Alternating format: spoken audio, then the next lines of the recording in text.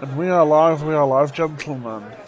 Welcome again to another episode of the Tavern Talks podcast, where three dudes get together and talk about video games, media, tech, sometimes.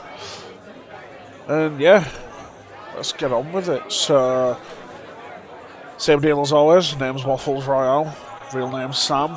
You can find me on my socials and Twitch as It's Waffles Royale. Links will be in the description.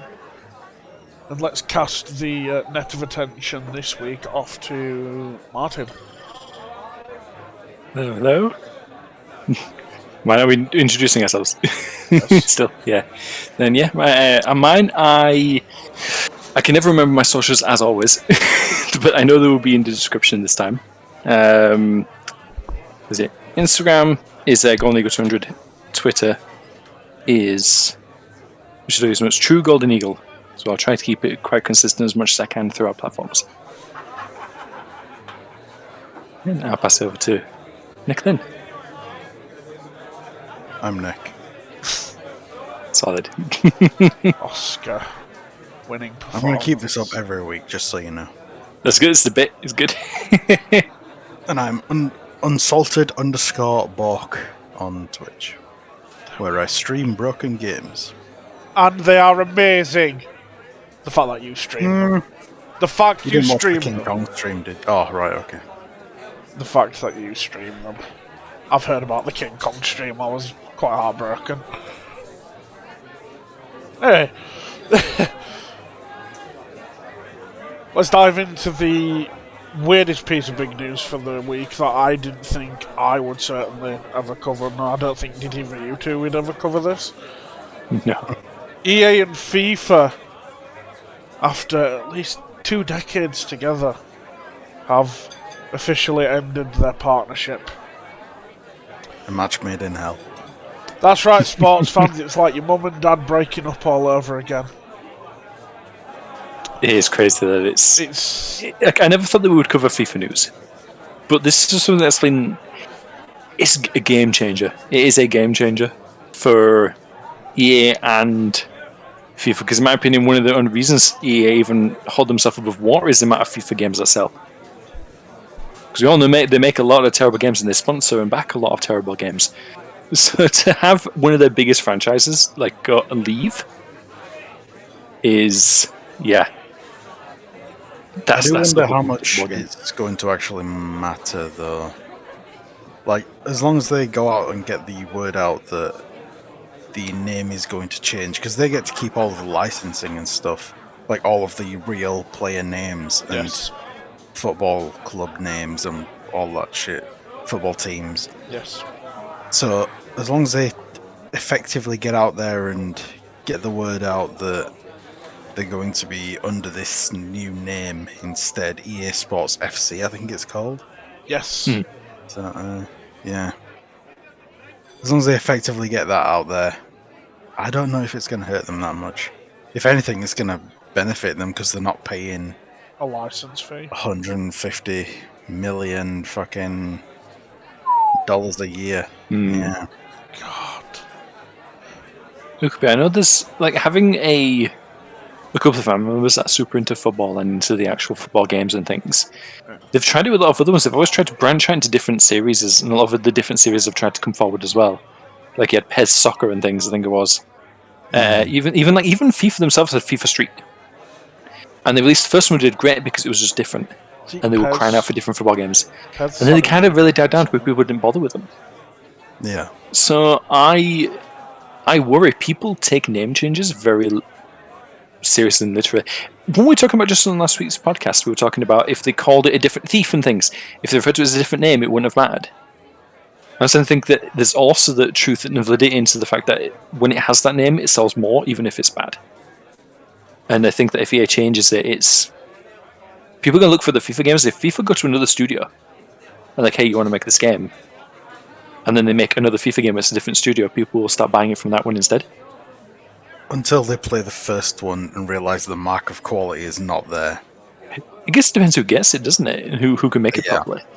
If they make a great football game, because that's what actually is what they need to do. But obviously EA has had a lot. Maybe FIFA will open their own development studio. Maybe. They could do. They have a lot of money for Money. it. Yeah. You know, I mean, when they compare the amount that their players, the amounts that they do, and like, I literally got told just today actually that when you go from like in the Championship to the Premiership, or whatever it is, you get paid like 200 million or something. It's like, how can you afford this much money to just do that every season? To paying all this money and stuff. So when they have the money, take it a little bit out and put it to game development, and my God, you'd have ridiculous. You could hire some most best people to do this kind of stuff. Yeah. You know, and having people then that like work for that, you can instantly talk to all these people and get them in, and yeah, it's a gamble. It's a huge thing. That's really, I think it'll make quite a big difference. It just depends on who gets the studio, what happens with EA's next game. If people just, a lot of people don't look up gaming news. A lot of time they'll look at like other things. They're just looking for the name title thing. For a lot of the people who do buy FIFA games, they're the same people who always buy COD. You know, I bet if Infinity Ward came out with another game, people didn't call it COD. They won't care as much. You know, that's my concern. I feel like people just won't tie 2 and 2 together as much. But I'm very interested to see what happens, because it is a huge game changer here. Yeah. It did sound like it was a mutual thing as well. Yeah. Like, Yeah, FIFA wanting to branch out the whole license into other things, which EA was not happy about. Like, if FIFA were like, "Oh, we should make a mobile gotcha game," EA were like, "That's gonna tarnish the name of our football game if it's dog shit. So we'd rather you didn't do that." So it was very much a mutual breakup. yeah, Yeah, it sort of seems to have gone down as the right business-wise and I guess creative-wise and even ambition-wise. Basically, their goals no longer like matched up together. So they just sort of hit that juncture point in the road where it was like it just made sense for EA to go one way, FIFA to go the other way. Yeah. But EA's walking away with a lot still, like you said, Nick. They've got all the licensing. And for all the players, I mean, their unique licensing portfolio, I always have to get it up. Because I'm a freak for numbers. That's what always worked against Pro Evolution Soccer, because they had to like make up the names and stuff like that. Yeah. yeah. Because they just didn't have the licensing. I mean, as it stands, EA has the licensing for over 19,000 players, 700 teams, 100 stadiums, and 30 leagues. Yeah.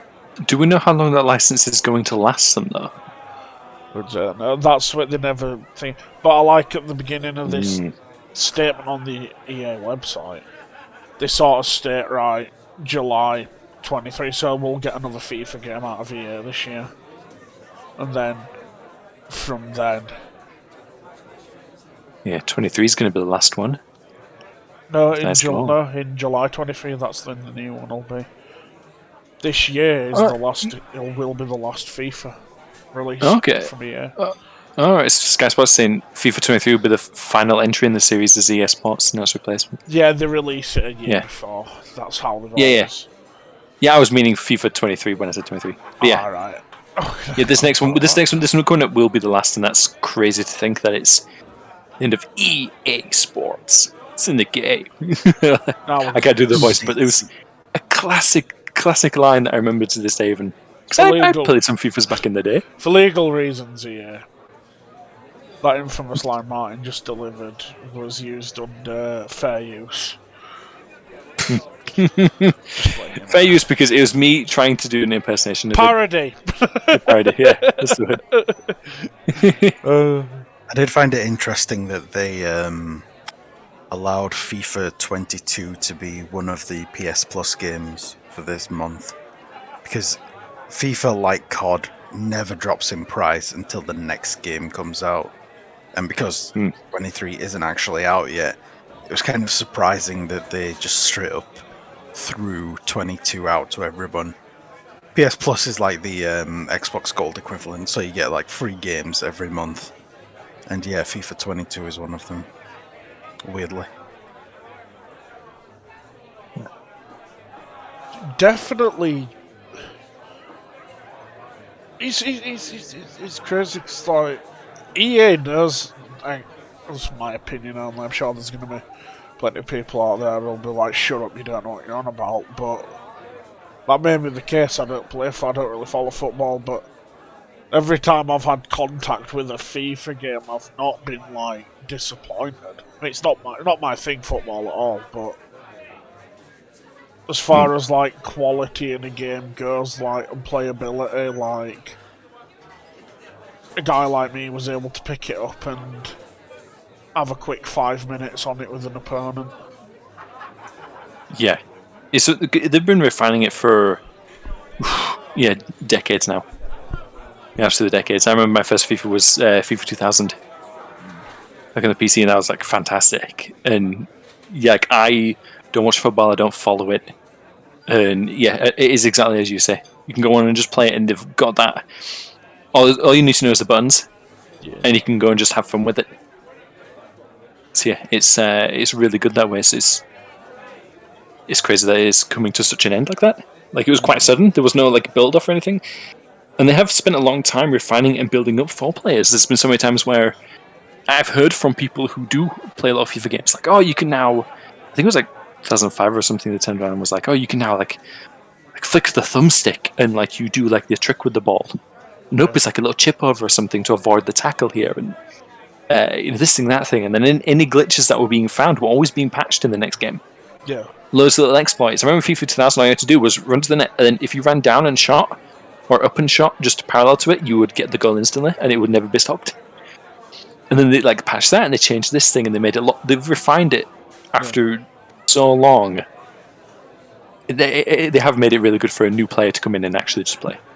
Yeah, I know it's kind of a running joke that it's the same game every year, but So it's Call of Duty. they must be making some amount of meaningful changes. Obviously, I don't follow the game enough to know anything about that, though. Like, I'd have to ask my brother. He buys it every year, plays it every year, but they must be making some sort of changes, improvements. Are you sure you don't have a secret FIFA shrine in your house? Are you sure? We need to see it. We will scour your house until we find it. Scouring for a long time. Yeah. From talking to players who do play it, it would be about like 4 or 5 years before they would add in like new features and things.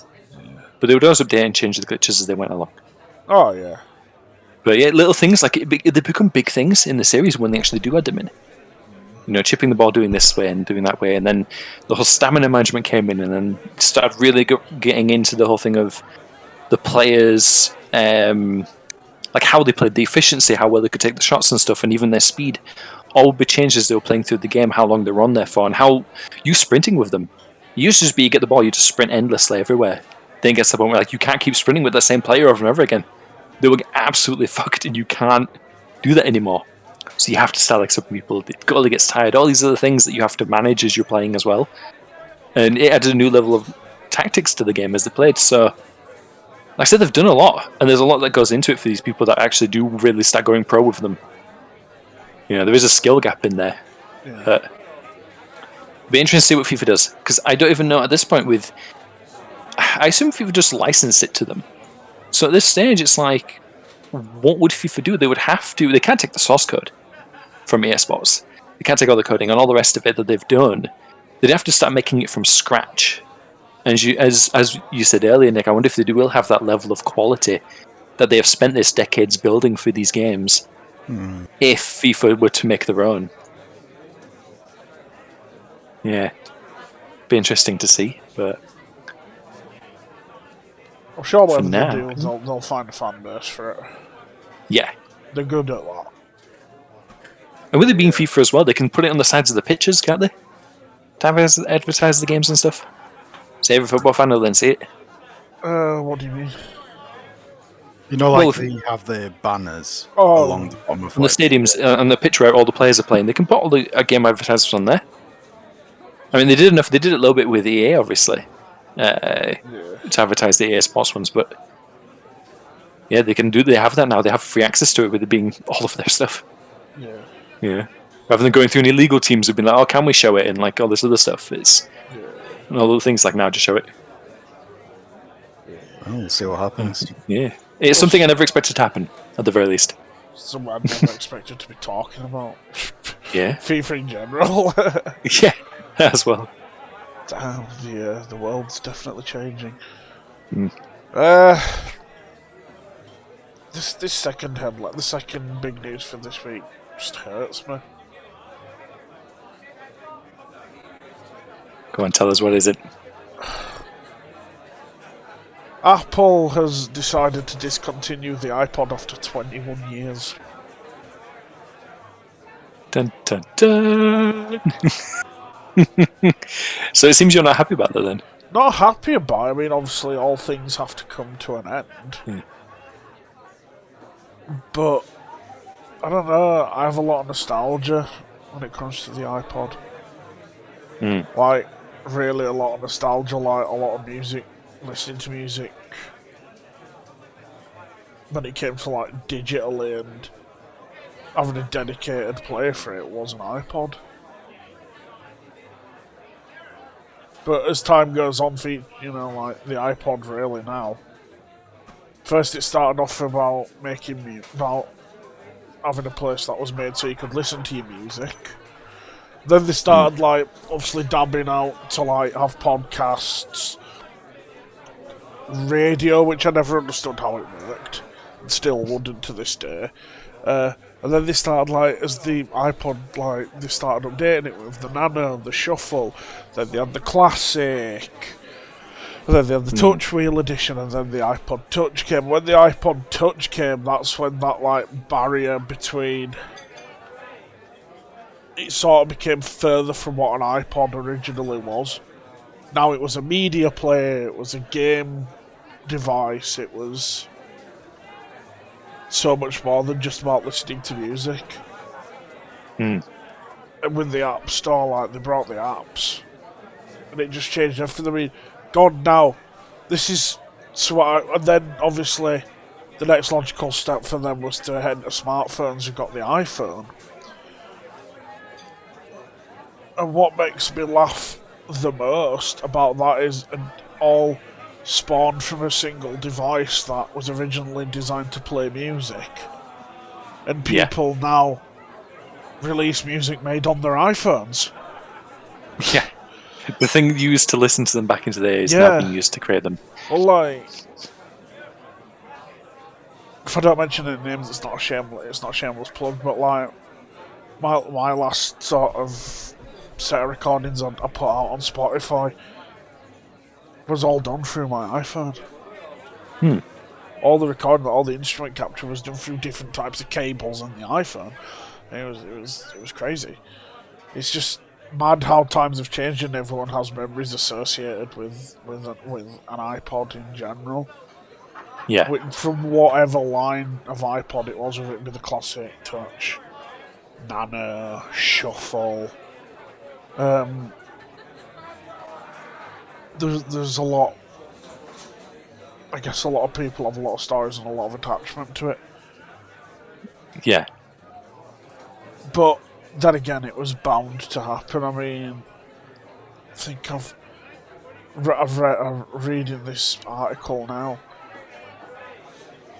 and Apple have said the iPod will remain to buy while stocks last. So once that's gone, it's gone. Yeah. The iPod was last updated design-wise in 2019. So it was bound to happen. Yeah. I think that's the thing, is that there's so many people who... Because it's just mainly a music... or standard as a music player. Yeah. Smartphones are becoming so advanced, they have kind of pushed out the need for a different device to do the thing you're going to want it to do. You know, there's so many apps that are now like can do the same things because they integrate all this technology so much together. Yes. Yeah, it was bound to happen, as you said.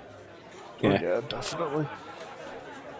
I mean, I'm not a fan of Apple, but you can't deny what they did for the music industry with that.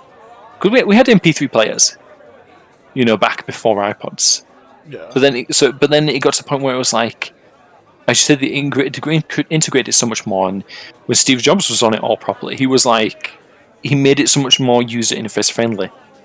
and all these little features and things that you could do that were actually like, oh, that's actually useful when you're out doing this thing if you're running with the earphones in and stuff. And like, there was a lot that happened for it that other companies then started jumping on and took immediately because they're good designs, as everyone does. When something's good, they take it.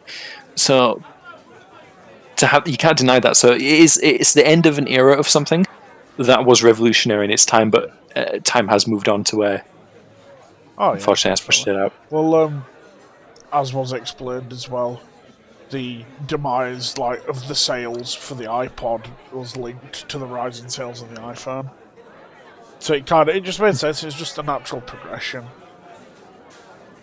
It's weird in the sense of, apart from what I've just said, yeah, it is quite big news. Like, it's a big brand of a product after that long, but I can't really think of anything else to say on it except what I've just said. I mean, I don't know if either of you two has anything you want to add. Nope. Never owned an iPod or an iPad or anything like that. It was always I didn't either. Player and then straight to a phone for me.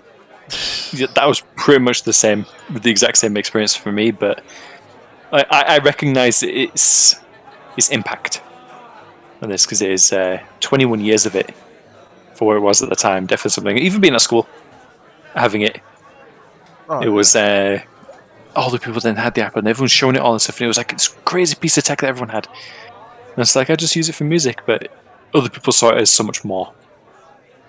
So yeah, there's definitely a nostalgia for a lot of people coming to an end that I think a lot of people are feeling the same way as you, Sam. Yeah. Well, that weirdly enough concludes big news of, well, I say last week, this is all this week, the last few weeks. Still plenty of actual news coming up. Yes, there is. So. There's plenty of news coming. A lot. Yeah. But it's not as big a bang. But it's still quite potent. Oh, gosh. So... Video games, yeah. Sorry. Throw that out. Need to go like a theme between each section still. Oh, that'd be great. I'll get on. You can play an instrument, so we need you to do it. I know the last time I went to try doing that when we did this the first time round, I knew enough had a mental breakdown. But I will persevere. I'm always tinkering away with different sounds. So, what have you all been playing? Well, we three musketeers have been playing Earth Defense Force some more. I think we talked about it last week. We did. I think we did. Yeah. This is oh yeah, because it was the first week that we knuckled down and I forced you to play it. Yeah. I need your up-to-date thoughts for a second time.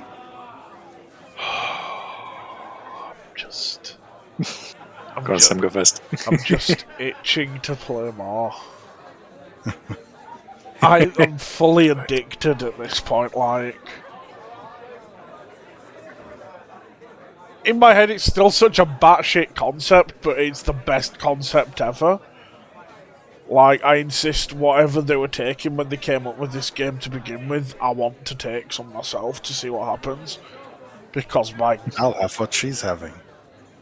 I'll have what all of them are having. It's like, what? But, like... I don't know, when we played some more of it last night, like, when I thought it couldn't get any more insane... a fucking Godzilla-like dinosaur turned up. Yeah, which is pretty crazy. And it just astounds me. And it's mad and it's crazy, but it's like a bundle of serotonin in game form, and I'm all for it. And that is literally my thoughts up to date of EDF 4.1. It's very much a podcast game where, like, you can just put a podcast on in the background or some music, lower the game volume, and just fuck around. Mindlessly shoot everything. Yeah, it's like a Diablo, where, the perfect podcast game. You don't need to listen to jack shit, although you are... You'd be missing an experience if you didn't listen to some of the voice lines that come out in this thing. Yeah, you have to listen to it for the first bit, and then you can dip after that. Yeah. It's all the same thing. First 20 levels or so. The then you're voice okay. lines are golden. Yeah. Oh, it's Yeah, my thoughts with EDF as well then is it's pretty much the same. It is still really fun to play, and I want to play more of it. Yeah. And it has no right. It has no right to deserve. It's not worthy of my time, but it is. It's not worthy of it, but I want to do. I want to spend my time playing it. And like this, the thing is that so far now, in terms of the pacing, I quite like it because now we're being introduced to a lot of new things, but only slowly. But enough to where you maybe have like 5 or 6 missions of that. The new enemy comes in. Yeah. After it's a little bit differently, and another enemy comes in, or it's now a harder one. Like we've got the red ants and stuff that came in, and they're a lot harder, and they hit harder. So like the ones that were then overpowering in the first level, like all the grey ants, they just become mindless dribble that you just shoot and move out of the way. Yeah, they're more of an inconvenience than anything. Yeah.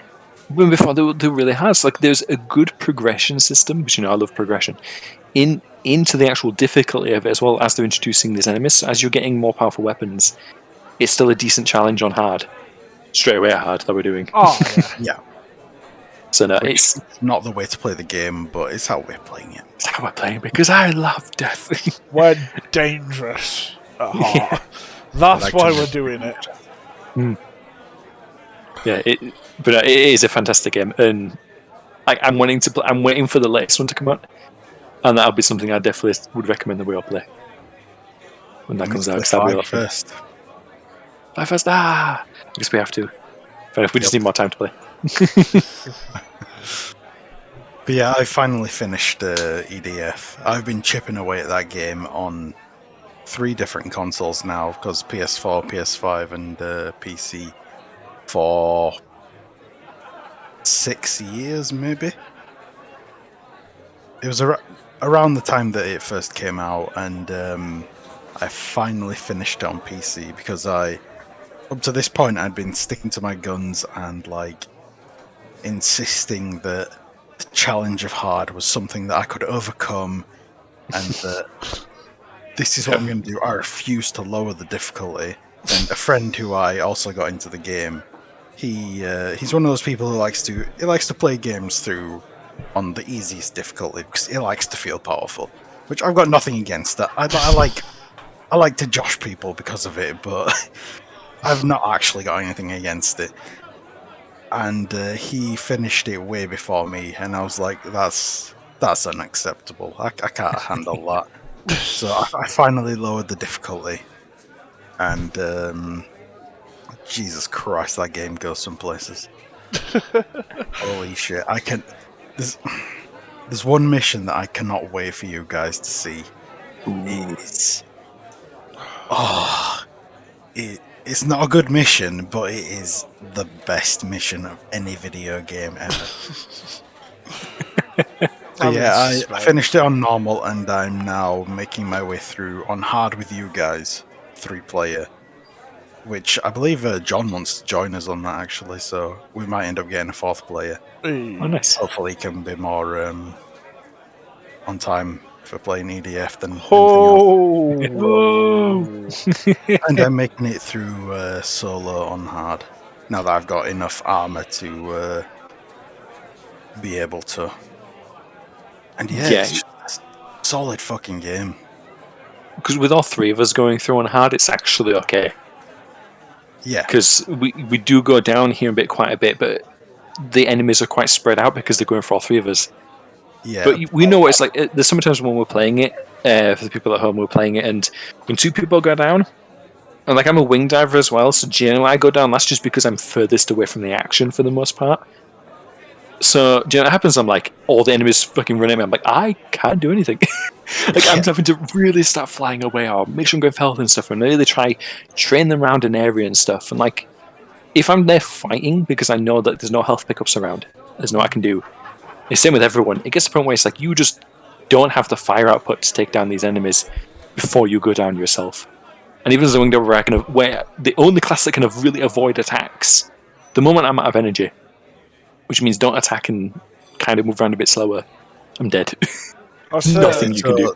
I think So, we yeah. described a bit of what each class does last week, but essentially the wing diver, they have a pool of energy that their weapons use, and the jetpack that they use to fly around uses as well.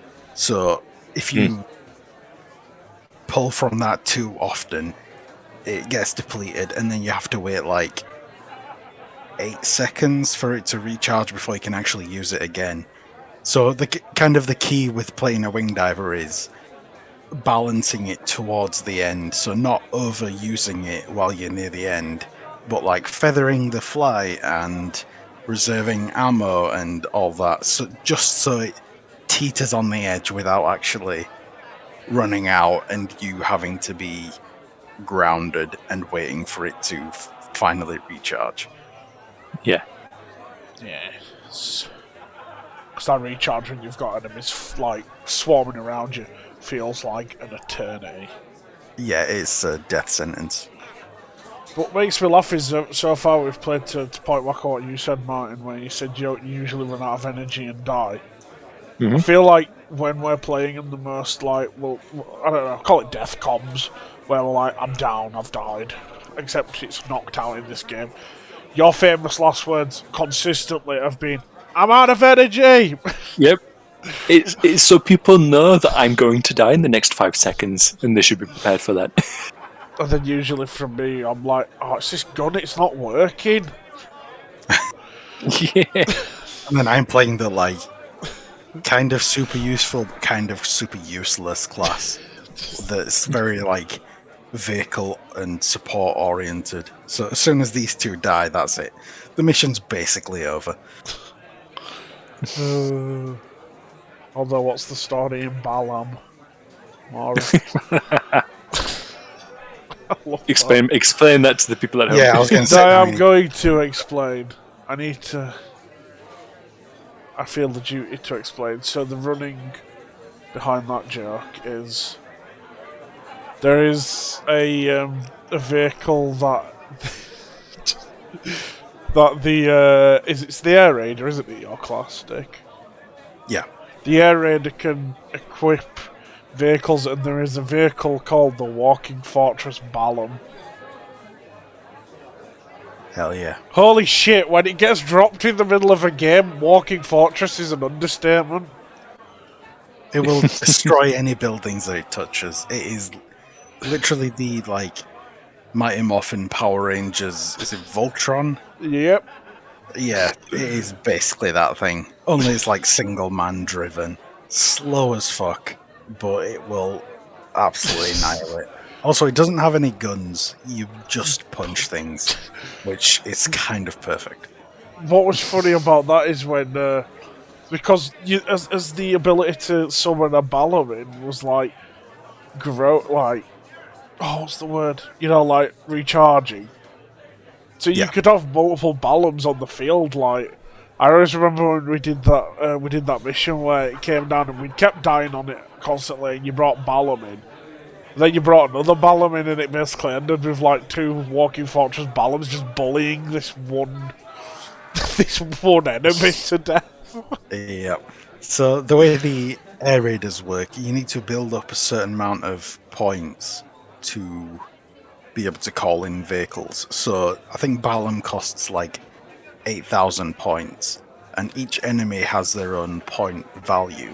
So as long as an enemy dies on a map, whether a friendly killed it, you killed it, or it died from mysterious means, you get points, and you need to you need to gather those X amount of points, and then you can summon the vehicle. So I don't think there's a cap to how many vehicles you can summon. So it got to the point with this like gigantic battlefield where enemies just kept coming and coming. There were robots, there were drones, there were ants, there were spiders, and everything was dying so often that I was repeatedly calling in these giant fucking Voltrons every like 5 minutes or something on this one mission. So there were about 4 Voltrons on the battlefield at one stage. And it's just so good. I thought you got to Balam Mark 5 on one mission. But I think one of them had been destroyed by that point. At least one of them. Oh, right, yeah. It was just so godlike. Oh, it was the best. Also, one of them fell on me at some point. Like, I was stood to one side underneath it while it gets airdropped in. I was stood to one side and its foot landed on me, but that doesn't actually hurt you. So instead, I just got trapped inside of its model, and Martin had to come along and rescue me. Piloted the ship out of the way for a second. Yeah. It was the best. I have my favourite setup back, like, playing as the fencer, and I've been playing as a wing diver at the moment. And I'm having a lot of fun with that. More than when I was playing as the fencer, but nothing will ever beat just that feeling of, like, ultimate power when I had them jackhammers, basically fists with jackhammers attached to them, strapped to my arms, and I was just stood in that tunnel, just obliterating everything that came down it. Yeah. There were a few, like, underground missions, and Sam was playing, like, this tank class that had these weapons called jackhammers that kind of... They hit an air, like, is it a cone in front of you? Yep. And we were inside a tunnel, so it was just hitting fucking everything in front of him as he was walking along, and we were just hanging out in the back. Quite a few weapons like that between, like, each class, which is fun for the person doing the damage, I guess. But the fun ended very quickly when we got into any open sections, and I was very quickly overwhelmed at points. It was mad. Yeah, so that's kind of been our EDF 4.1 journey. I think we're about... So, last time I said that there were several hundred missions. I was completely fucking wrong. There are 145 if you have all of the DLC. If you don't have the DLC, there are 89. So nowhere near as many as I thought there were. But we're still not halfway through the game. Nope. We're not even halfway through yet. We've been playing for a lot of time. Yeah, and I'm 100% going to get you guys to move on to 5 once we've finished it. 1,000%. That means I'm gonna have to buy it. Yeah, you know. I already own it on PlayStation. Damn. It's fine. I'll do it. I'll do it. It's EDF. Has there been anything else that the three of us have played? I don't think so. Blood Hunt. Oh, we didn't actually play that. Never mind. Yeah, Blood Hunt is a sore thorn in the side. We played Sea of Thieves, but that comes just in a few hot moments. Oh yeah, of course. I've been playing Resi Village. Hell yeah. Tell me about that. Well, so, actually, add another game that I can add. So, I always said, after streaming Resi 5, and I said it to you a few times, Nick, that I felt like streaming another Resi game, but I could never decide which one. Yeah, for a while you seem to be balancing between, like, 3 Remake and 2 Remake. Yeah, and then, like, I briefly considered 8. And then it sort of went to between 2 and 3, and then out of nowhere I just decided, no, do you know what? I'm gonna go plough through 8. So, and I'll play through, well, nearly finished playing through Resi Village, which is Resi 8 for people who want numbers. And on stream, no less. Streaming it. On, I'm a coward, I usually play these games on, like, casual. I'm a filthy casual, but we decided my challenge was going to be to put it on standard. Which is probably not, like, stop the presses for anyone else, but for me it's quite a big achievement, so, yeah. It's 8, you know. achievements where you can get them. That's a good thing. Yeah, but it's been good. It's been good. I'm gonna. I always have that feeling of like that. You know, when you finish a game, Yeah. I'm gonna have that feeling. I know that for a fact. But at the same time, You want to keep playing it. well, there's that, but it's like, oh, does the story have to end there? Ah, right. Well, apparently not. Apparently we're getting DLC. We'll see what happens with that, though. I know, I was gonna say, I'm still waiting for Resiverse. I mean, I'm not really waiting for Reverse, but god dang it, when they tell me something's free with my purchase, I want it. So yeah, that's Village, and obviously I did a little sneaky peek. I did a session early of Vampire the Masquerade Bloodlines. Oh, yes, you did. I did. For anyone who has played Vampire the Masquerade Bloodlines, you would have probably been short of having an aneurysm watching me play.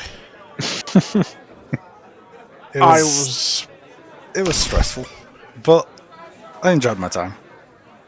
I was perfectly fine with it until one particular mission, and I was frigging terrified. No spoilers, of course. No Or we could talk about spoilers and just give timestamps. I'll put it out that I highly recommend anybody who's listening to go play Bloodlines, Vampire the Masquerade Bloodlines.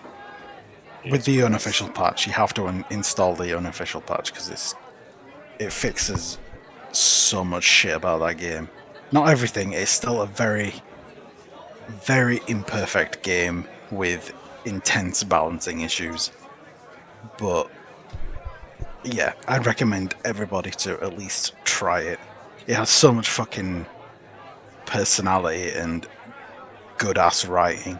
It's great. It's insane. Anyway, sorry, Sam. Continue.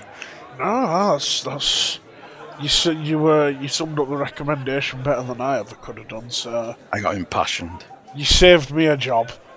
The only thing I'll say, obviously, no, I'm not going to give a spoiler, but there was a particular mission where you had to go deal with an occurrence at a hotel. Which is quite early on in the game, but even so, it's like such a hard left turn that It's mildly traumatizing. you don't want to go into too many details, yeah. If you're scared of stuff easily, like me, because I'm a coward, then yeah. Actually, just go onto my Twitch channel and watch the playback. You'll get a laugh out of it, for sure. And that is literally, personally, that's all I've played this week. What clan did you choose? Good question, I can't remember. I believe you chose the Blood Sorcerers, the Tremere. I think, was it the Tremere? Because the best one was between Bruja, Tremere, and Gangrel. Gangrel. And Gangrel was always quite feisty, quite crazy. Yeah, Gangrel were really like animalistic. Yeah. You get an ability called Protein where like your nails grow into claws and you can take more damage. It's kind of like a Barbarian Rage from 5e. And dish out more unarmed damage, and the last level of Protein, it kind of basically makes you a werewolf. Not a werewolf, but kind of basically. Turns you into a beast. Yeah, that's my favourite clan. But yeah, so I did. I picked Tremere. Tremere. I don't think you've really dicked around with their abilities too much yet, from what I recall. No, I've sort of been sticking to the story, and just finding my way around. Yeah, you did charm one shirtless guy with, I Oh, think, the intention of sucking him, but that didn't work feeding out from him. because instead you punched him. I pressed the wrong button. So, Sam is new to PC gaming, and he thought the left mouse button was used for quite a while. So it ended up with, like, at the start of the game, there's like a homeless guy in an alleyway. There's meant to be kind of a short tutorial on how to feed, and Sam just ended up punching him instead. So I think I panic and I don't like keep punching him to death. I just panicked. It's like, oh no. In Sam's defense, though, really, like, it makes sense that left click would be used on a PC if you didn't know. Because everything you interact when you want to open a file, what do? You double click on it to use the file and click on it. I thought I was doing Clippy Select Proud. something. So I'm going to select him to feed on him. It makes perfect sense. But yeah. I guess I've always just associated like the triggers on a controller with the left and right mouse button, but that might be because I started on like PC gaming, then did console, and then bounced back to PC, and then bounced between. So yeah, I guess I've never thought about it that way, but that's fair enough. I'm good. I'm very good at bullshitting. That's my defense for Sam. Thank you. My client is successfully defended. So, yay! No, it's a lot of games obviously do it, but then if you think of like a racing game, obviously you have the triggers for like acceleration. Yeah. But then I don't remember. It's never like clicks. I assume I've never played a racing game on PC actually. Either way, it makes sense in that regard. But I always associate use with like E, just because that's always where it was before and things. Oh yeah, definitely. Yeah, I used to have some weird controls as a kid. I would use right mouse button as go forward. That sounds really interesting. Do you do that now? You said as a kid, so I don't think you do. No. I will like cycle between like C and control for crouch, or F and E for use. Because I have 2 buttons on the side of my mouse, and I like to have one of them as like flashlight, because then it's like it's attached to the gun. Yes. Perfect. Big brain. That is big brain energy. That I'm all for that. Yeah. But yeah, you've been generally enjoying Bloodlines then. Oh yeah, I can't wait to do some more. Good. I'm excited to see you play some more. Yeah. I'm excited when people enjoy the shit that I like. I know, Martin, you were really enjoying Bloodlines, but then I lost your save game. Someone deleted my save. It wasn't intentional. No. Just made all the wrong choices. For a 2004 game, like, it would have, if they managed to actually finish it, if they had the funding or the time, whatever happened to them, I can't remember, you told me the story a while ago. Yeah. If they ever managed to finish it properly, that would have been game of a decade. You know, definitely. Just because of how well it was. The quality for the parts that they did do them for, like, is top notch for that time. Yeah, absolutely top notch for that time. It's something that even like indie games that have a decent budget still ain't even getting. You know, and it's now 18 years later, and I'm not seeing them. Nope. Came out the same day as Half-Life 2. It was basically sent out to die. Unfortunately, even the facial animations still hold up to games nowadays. Even with like mocap facial capture, it still holds up really fucking well. Yeah. Oh yeah, it definitely does. Like, just look at it. Combat, not so much. No, the combat leaves a lot to be desired, but I would have hoped that they would have, fixed that on the release. Unfortunately, no amount of fan patching is going to fix that issue. Yeah. It's a shame. But it's still the best game ever made. Hell yeah. So what's everyone else been playing like? I sort of just dived in. I was like, I've been doing this. No, it's easy to take turns, isn't it? Though, isn't it? True. I'll get mine out of the way because it hasn't been a great deal. There was obviously EDF. There's been more Razor 6, but I already talked about Razor 6. So that's been absolutely fantastic to go through again. Did Leon's campaign. Don't you? Nick, back me up here. I'll talk about it because it's great.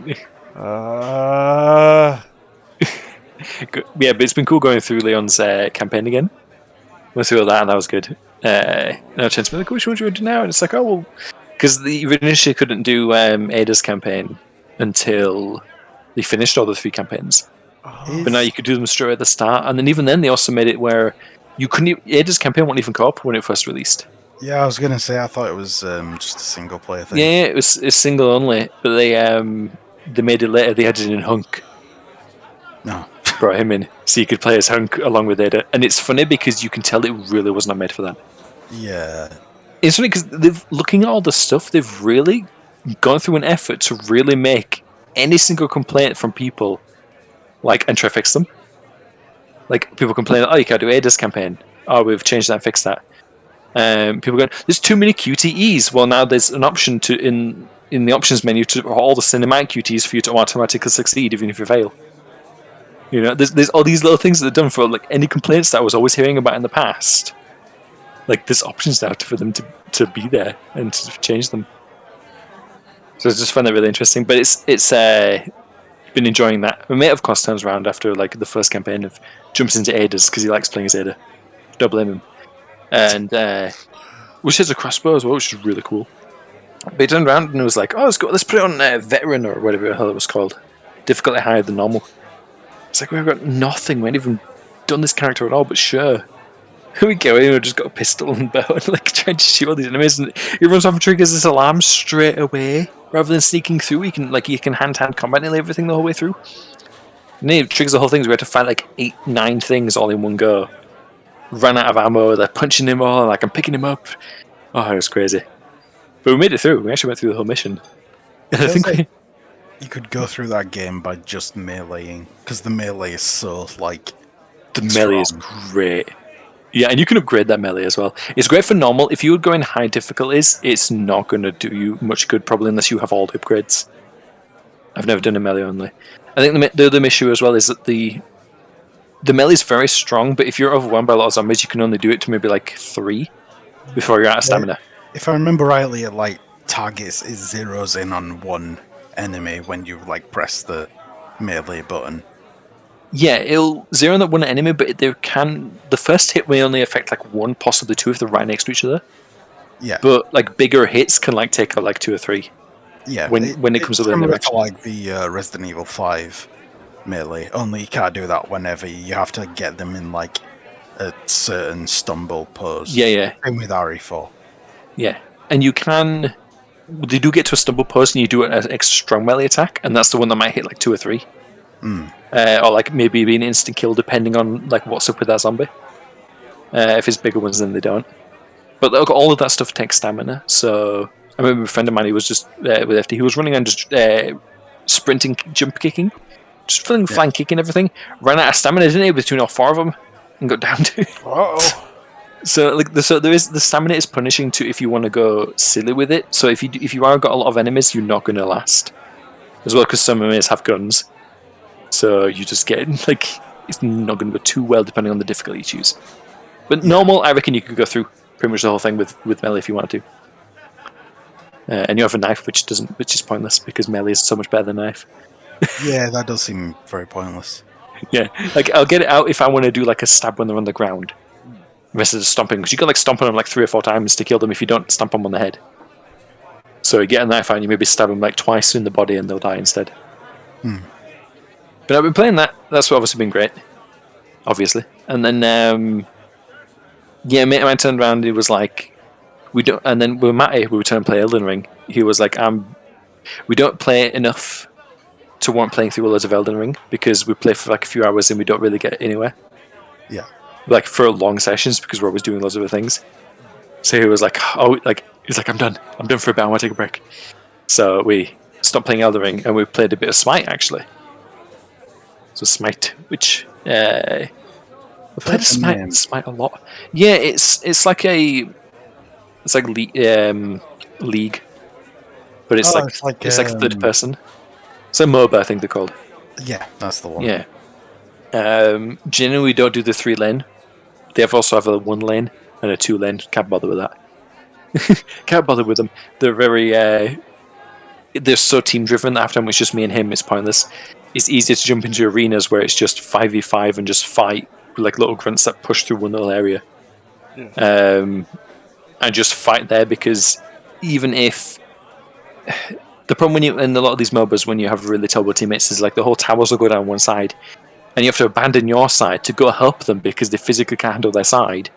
You go and maybe you gank them, push them back, or maybe you die in the process of something as well. But then you leave your side completely undefended. Your tower gets taken, then you get spam messages, "Oh, you're terrible. Are you leaving your side?" It's like, dude, you lost 2 towers. We ain't even lost a tower. We've pushed theirs. We've pushed through one of theirs. You've lost 2. They're at our Phoenix. What are we supposed to do? So it gets to the point where we're just, as always, sick of other people. Playing through lots of that, but I got bored of it because I have like a couple of people I like to play because they're easy and annihilate a lot of people. So I got bored and we left that. Yeah. Is there any kind of character progression? Or is it all like skin? No, it's only just getting skins, and that's what makes it a bit dull. It means, thankfully, they have like over 100 gods you can choose. So when I want a change, I can just try someone else. Yeah. And you can rent gods, and it only costs like 300 favor, and for you get like maybe 60 favor per game or something. That's so a it's weird sentence. You can rent gods. Yes, you can rent a god. Gods cheap. Yeah, and you rent them for a day, whole day for you and the god alone to play and do whatever you want. Rent a god. So that's cool if you want to like rent a god and like, I just want to try them for a bit before I commit to buying them and spending loads of in-game resources for it. Yeah. Or you can be like my mate who just spends like 16 quid and buys every single god and every single god that will ever be released. Yeah. So you can do that as well, which isn't bad for a free game. No, that's a good price. So anytime you want to do something new, that's the best way to do it. So that's the only thing that keeps me going with it. Is like trying a new one. And a lot of time people are really bad at the game. It's easy just to jump in and try a new god in a game and still probably come out, if you know what you're doing, obviously come out on top. Anyway, that's the only reason. That's the only thing that keeps me going with it. But after a bit, I stopped that. But my biggest disappointment, I did want to talk on the podcast. We went to play Aragami 2. Aragami. Is that It's a stealth game. the one with the wolf? No. Oh no, it's not. No, you're not thinking of that one. Now, Aragami is a stealth game, and it came out quite a while ago. I don't remember the date.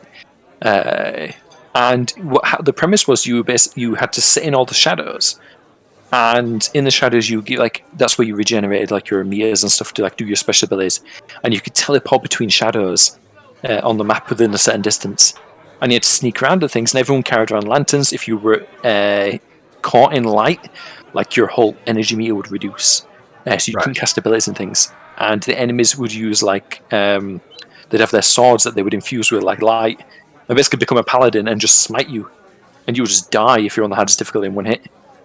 I think you may have died on one hit on all of them, to be honest. I can't honestly remember, but it was fantastic. A lot of games try too hard to be like Tenchu or Splinter Cell, and they don't do it that well. But this one was its own thing. It had very just unique game mechanics of you need to be in the shadows as much as possible to do all these abilities, and then gave you really cool ones and stuff where you could put whispers things over and things, and like same standard stealth abilities, but you could do a few things. So we really enjoyed it. We were like, cool. So like Aragami 2 was there. I think it was on Game Pass or something. We're like, right, let's play this. Downloaded it, and it was so disappointing. Oh. It was so disappointing. Everything that was good about the first one they took out, and they started changing it, and they started making it more like Tenchu. You when you're running around everywhere, and a lot of people will be saying there's classic mode. I'll get to classic mode in a second. You run around and like you can't teleport between all the shadows, There's now actual sword fighting between the enemies, and it's really easy because you can just parry everyone and drop the stamina and whack them. You can now knock people out and carry the bodies and put them in the bushes and things. The only way you're not detected anymore is only through bushes, apparently, so they say. And in the shadows, you're not even like in the shadows. They're so hard to even see where shadows even are in the game because it's all messed up. So it just became a combat tenchu thing. So it's just really poor. And so we're like, all right, well, don't matter. They had said like there's classic mode. And it says like, oh, that's if you want more like the original game. Sure, let's do that. They made it so we can teleport between shadows, but everyone can see you in the shadows pretty much from an okay distance. So they're kind of it's realistic shadows, but it was completely different ways before because you used to be like this shadow demon, shadow creature thing, that's in the shadows and lived in them, so you wouldn't ever get seen. Now they're like, oh, you can not only not get seen in bushes. Fair enough. I sat in a bush. I got the whisper ability. I called a guard over. I'm behind. If you imagine the layout, a rock in the middle. I'm on one side of the rock. The enemy is on the other side of the rock, and we're all in bushes. And the enemy, because I whispered them over and they were slowly on the way, they walk into the bush on the other side of the giant rock that is twice the size of me if I was standing, never mind crouching. And he detects me. So it completely invalidated the use of whisper when you would call people over to lure them to a place to knock them out or to kill them, whatever you want to do. You could knock them out first. And the enemies, like it used to even be when I'm playing with my friend, they detect you, they kill you, and then they walk away because the threat's been dealt with.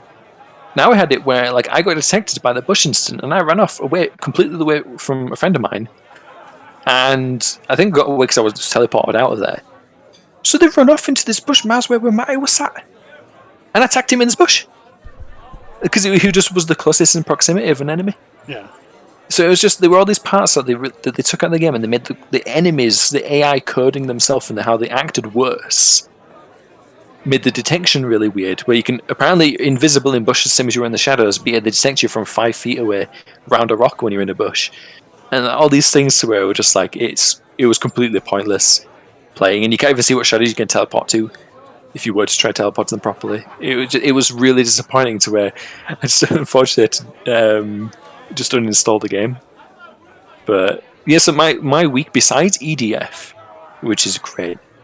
There's been no other game that I've played that I've really enjoyed this week. It's been one of those weeks where everything's just been disappointment for playing. You can't win them all. Can't win them all. No, I wouldn't recommend Aragami 2 to him. If you enjoyed Aragami 1, I say don't play Aragami 2. If you enjoy Tenchu, then sure, probably pick up Aragami 2 because you probably like it. But would you recommend Aragami 1? Yes. Right.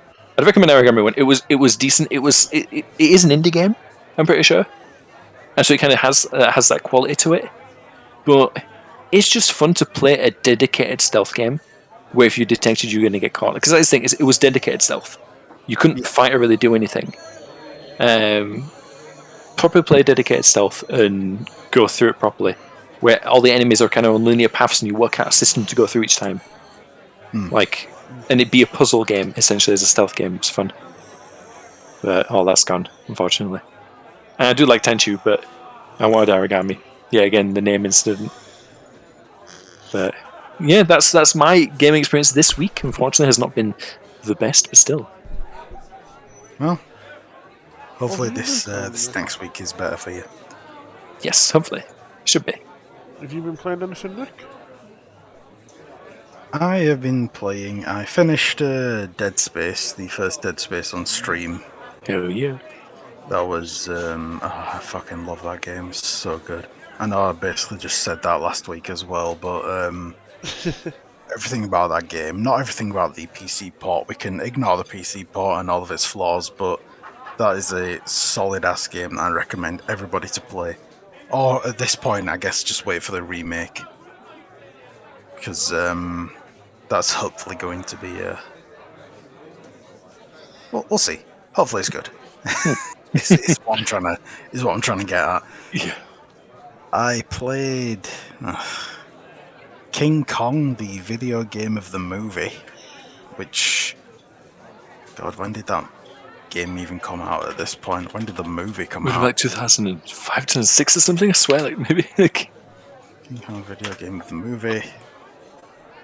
2005, yeah, November 17th. Jeez. That's not a good... okay. As far as video game movies go, this is at least in the top half. But that's the best thing I can say about it. It is not a particularly good game. It does some interesting stuff, like how by default there is no HUD. You don't get a crosshair, because you're basically just some guy. You're a script writer. You don't get a crosshair. You don't know how to properly use guns. So you also...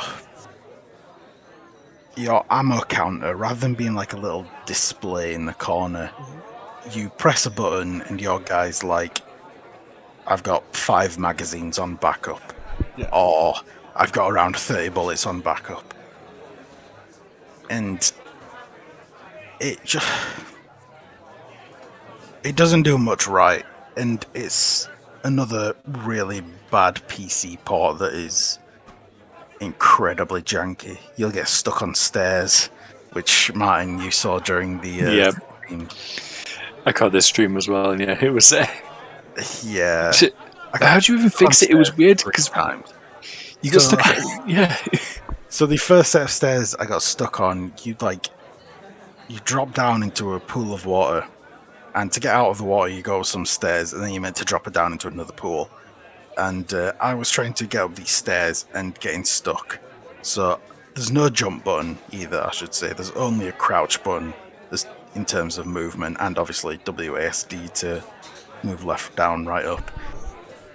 So I was trying everything from like repeatedly ducking to running into like the corner of where the stairs met the wall of like a mountain or like this rocky rise. Yeah, you were going fully parallel on the step that you run, just going back and forth all across. I could basically glitch my way up.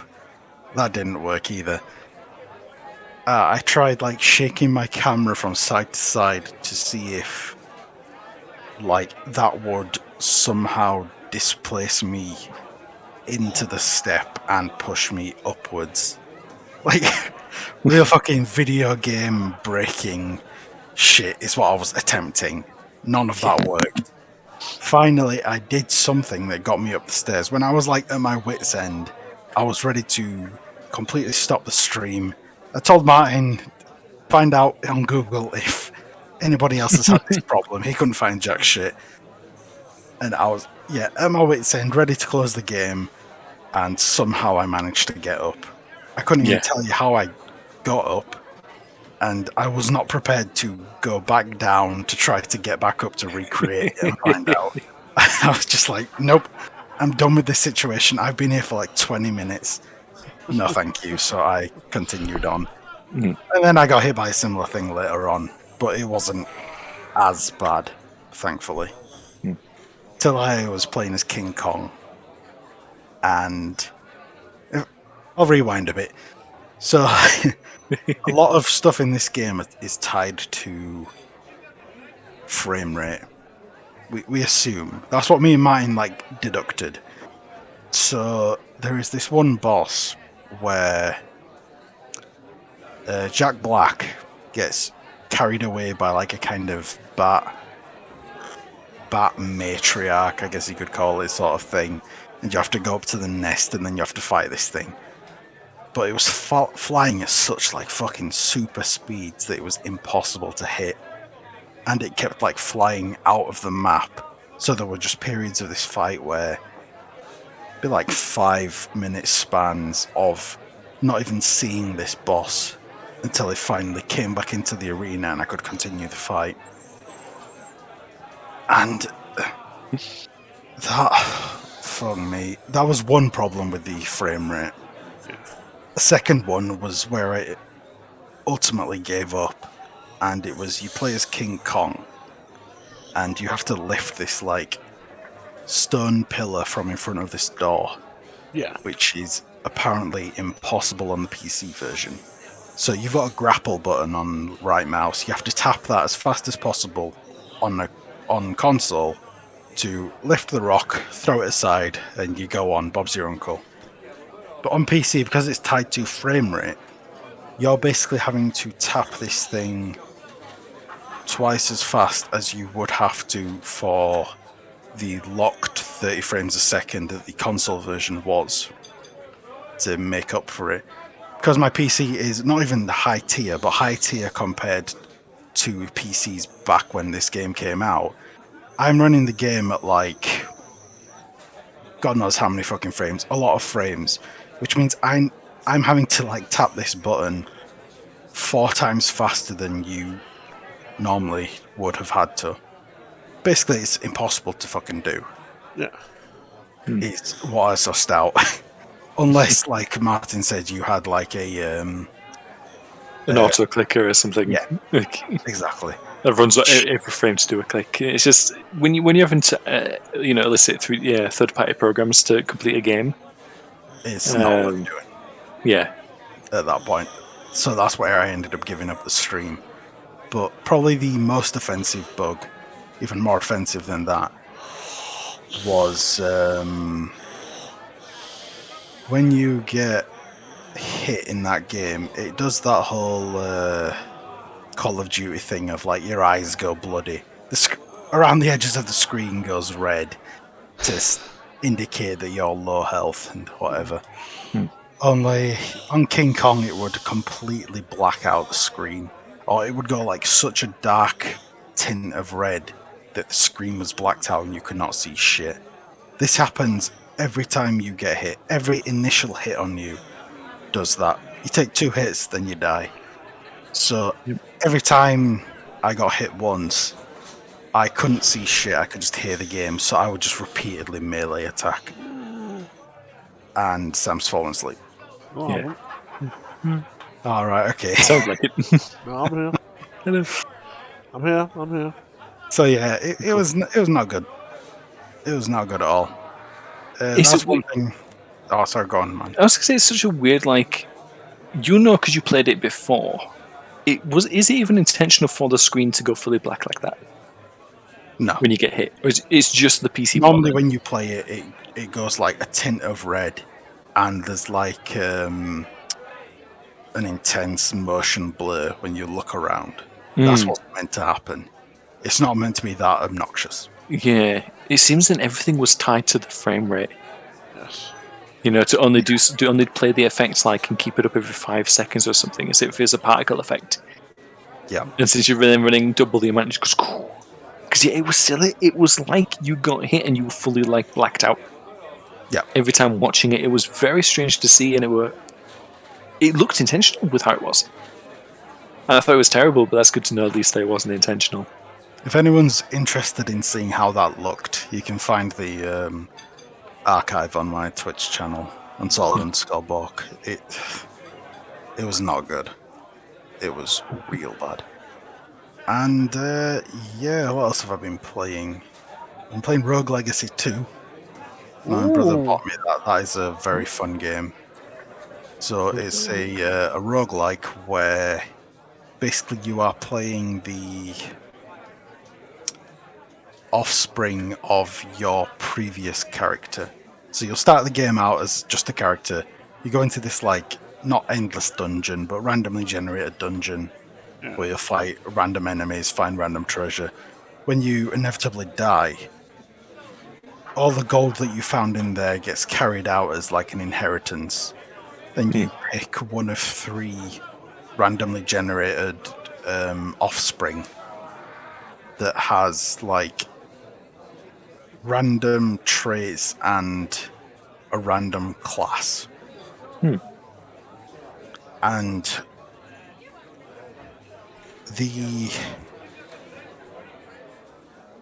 how do I describe this? The classes are something that you buy with the currency that you found in the dungeon.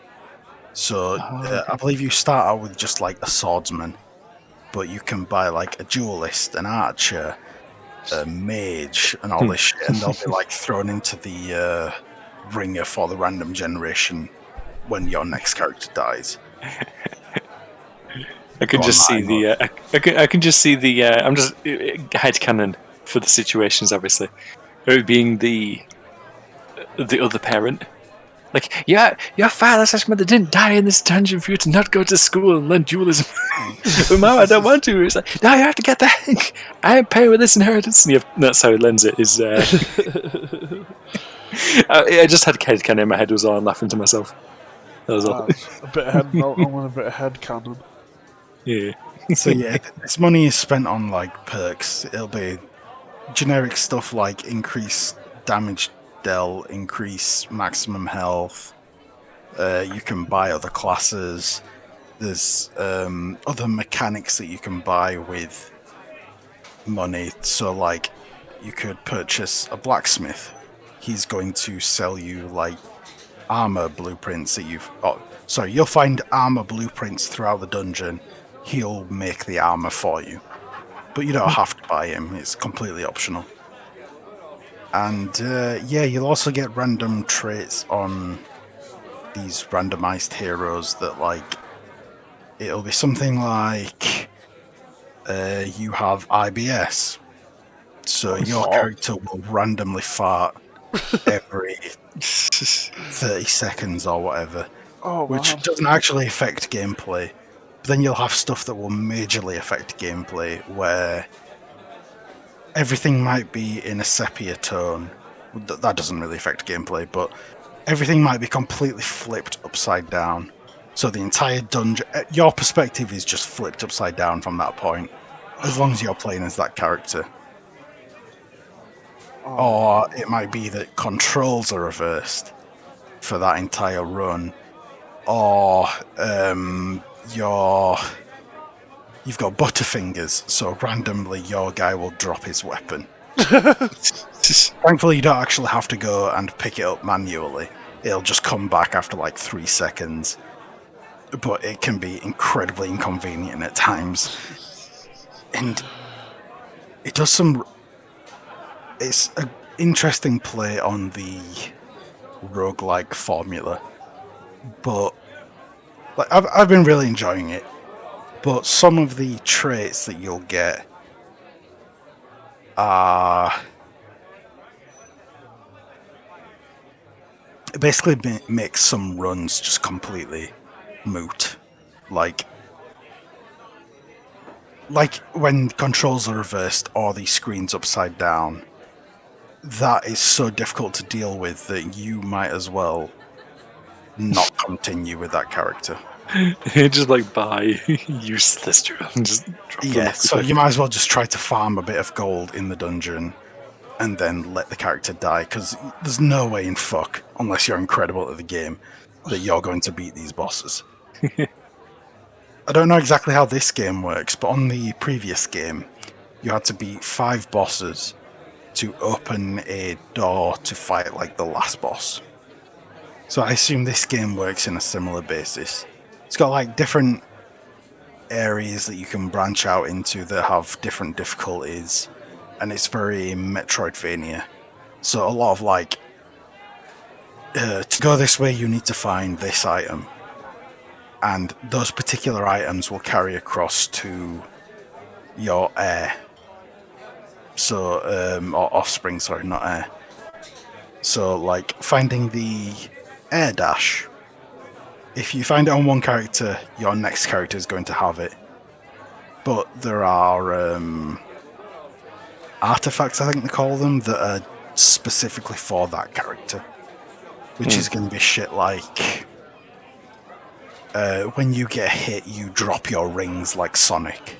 Or you drop your coins like Sonic drops his rings. Mm-hmm. And stuff like getting skeleton keys that can open any chest. Shit like that, like specific to those characters.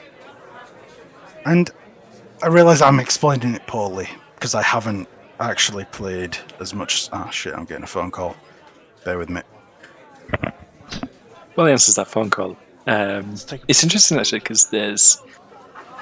The only other roguelike game I've ever heard of that had, like, an air system was Infinity Blade. It was an old iOS game. I never had an iPhone. gained pains from my pains of the past. Did you play Infinity Blade? I played Infinity Blade, and then they announced they was taking Infinity Blade off the iOS store. Yeah. And they set a date for it, and they put all 3 Infinity Blades up for sale. And I ended up... Did you get him? No, I ended up missing it by a day. No, that's even worse. Damn. Yeah, see, so I had a friend of mine who showed me it. Someone who lives in New Zealand. He showed me it, and I really liked it, but I never had a phone that could run it. I didn't know it was on specifically for iPhone even at the time. I just didn't have a smartphone. I think I got a Windows phone at the time, and it won on that store. But yeah, so I did that for a bit. It's a shame that you missed it. Though by a day, that's I'd madness. played them before because I had them on my a really older iOS account, but I no longer have access to that account, so kind of left high and dry at this point. But it was good. I mean, it was great. Yeah, and I remember that if I remember correctly, because I never got to play it. I played it on his phone for like 5 minutes. But I'm pretty sure you had it where, like, if you died, you came back as, like, the son of the person. So you had, like, a similar kind of gear or weapons, something that looked a bit more damaged. I can't remember exactly how it worked. I remember it's been so long. But I do remember if I'm honest. Yeah, I know basically that you were... The mate told me that you were playing as, like, a descendant of this person. And I really liked that idea, but having this other one... Which name? I can't even remember now, so when Nick goes back, you'll have to tell me the name again. This one's cool about you have all these traits.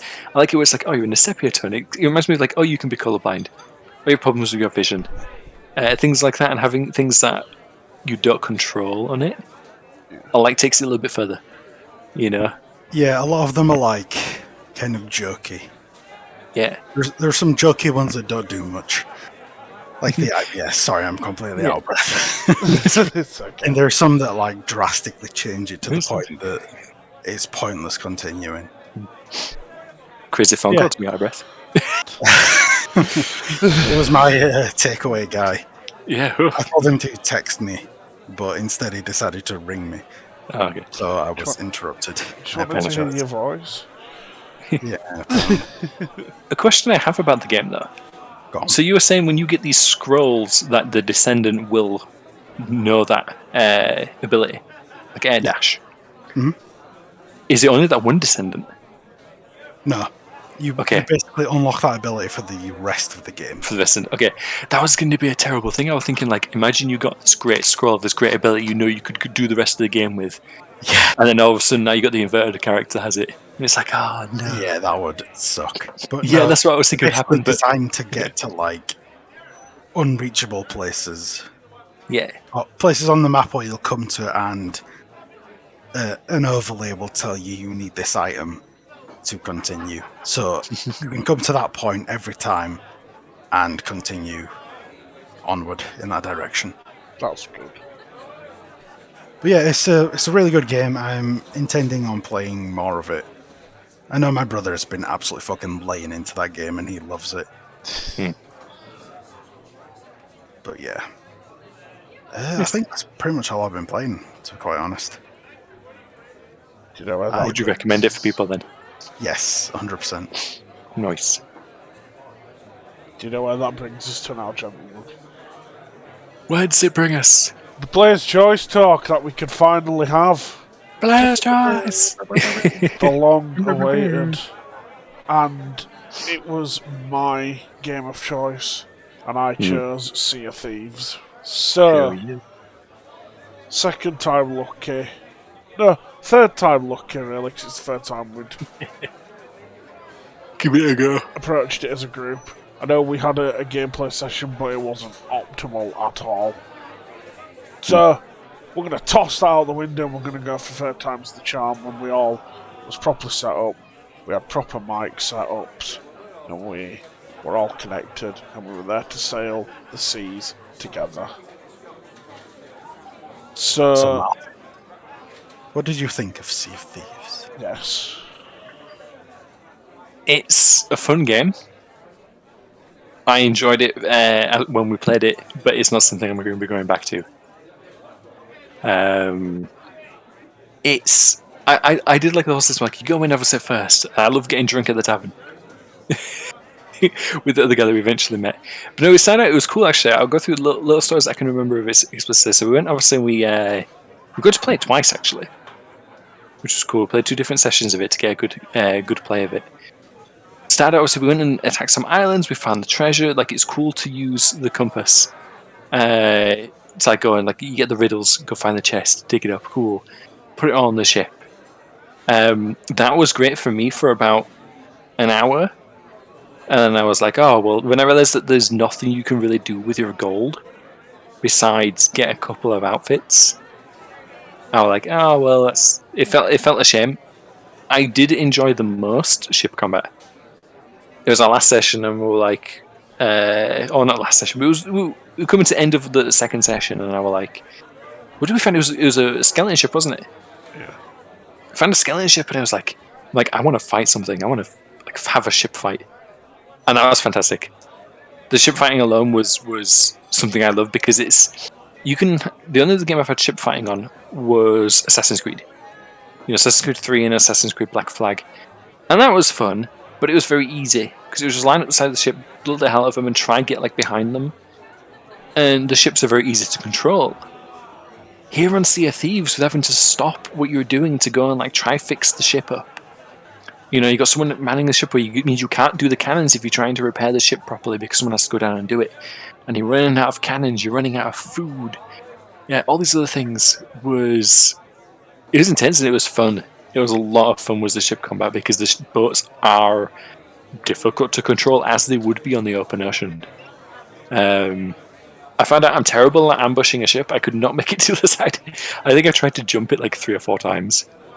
And we'd always kind of collide to the side of them and I'd never get even over our own thing properly before I fell off. Yeah, it's very rough because they're obviously constantly moving at both ships. Yeah. You have to jump at an exact angle. Exact trajectory to grab onto that ladder and climb up. Yeah. You can jump before the ship, in front of it, but you always risk getting pulled underwater and beneath the ship. So obviously you're just gonna miss the ladder regardless at that point. Yeah. Yeah, so having the ship combat was fun. I'd sit and operate the cannons all the time, and just drive, turn the wheel and I wouldn't call it drive, sail the ship around. Call it drive then. Sail the ship around. That was a lot of fun.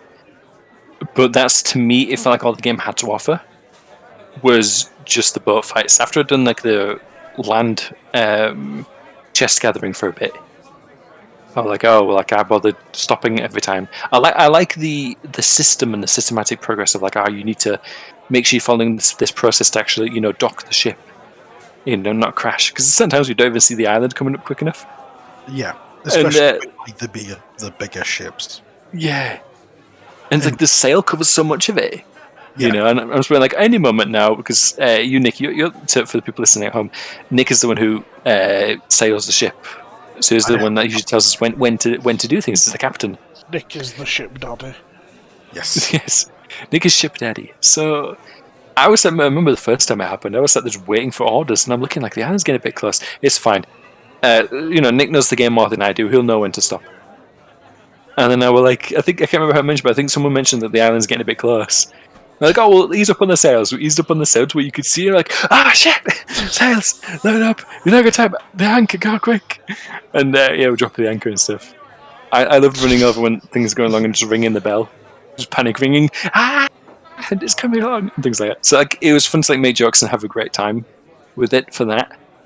But besides docking the ship and ship combat, for me it didn't have anything else. I can see why a lot of people love the game and want to play a lot. But to me, if I was to have fun with it, I would have to be a pirate.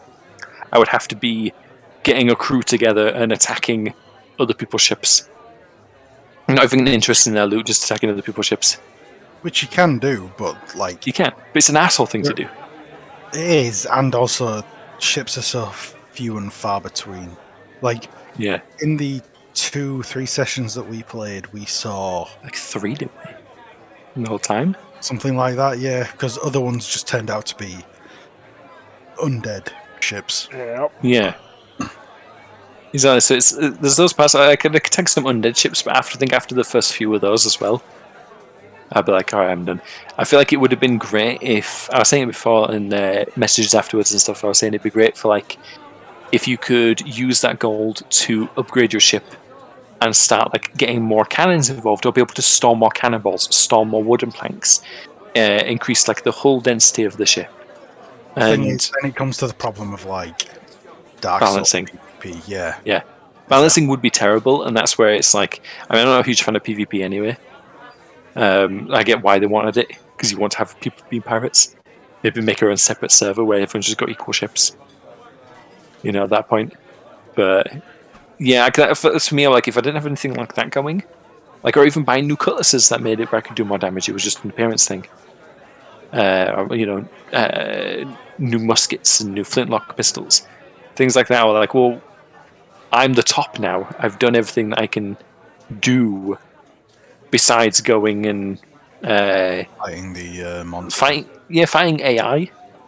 Yeah. Which, you know, fighting people is a bit different, because like sometimes like, people can be quite good at the game, or they do something a bit different. But yeah, if you don't have that, then it's just beating up a computer, and it feels like beating up a child at that point. It's just There is a second game mode that you might prefer. okay. That's just an arena of ship battles. Yeah, see, that'd be something I could actually look into doing, because that's fun. Is Have the you ship tried that, Sam? The arena? I never could get enough people to come on to do it. Ah, right. So maybe we Is that should going look at it. solo? Yeah, I'm happy to take a look at that and see what it's like. This seems to be becoming like another continuation series. Player's Choice Part 2. No. Yeah, well, yeah. But, But yeah, it's something to look at another point. Yes. I said that, but I would call the first Player's Choice game to be a success. I did enjoy it, and now I've actually experienced it.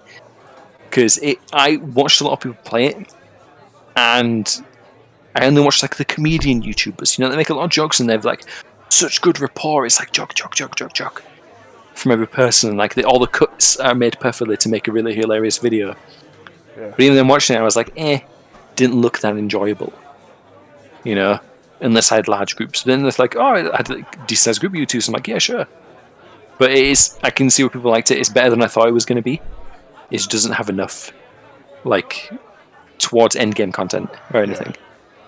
Yeah, I can see that. I mean, there's a lot of stuff that we didn't even explore, like underwater shipwrecks. Ultimately, that is just finding more treasure, though. Yeah, and there's things like swim down it, like with your thing to find treasure. Now finding treasure can be fun. I think I need more varied ways of doing it. I'm also a completionist. So if there was like, for your character, you only had so many quests, and you went and found every single treasure chest of those or something, like that'd be more enjoyable because I want to clean them for the map then at that point. But because it's just all procedure generated, just constant, endless amount of treasure. That's when we're like, well, to me, I have to have an end, or like have some progression that has no end. You know?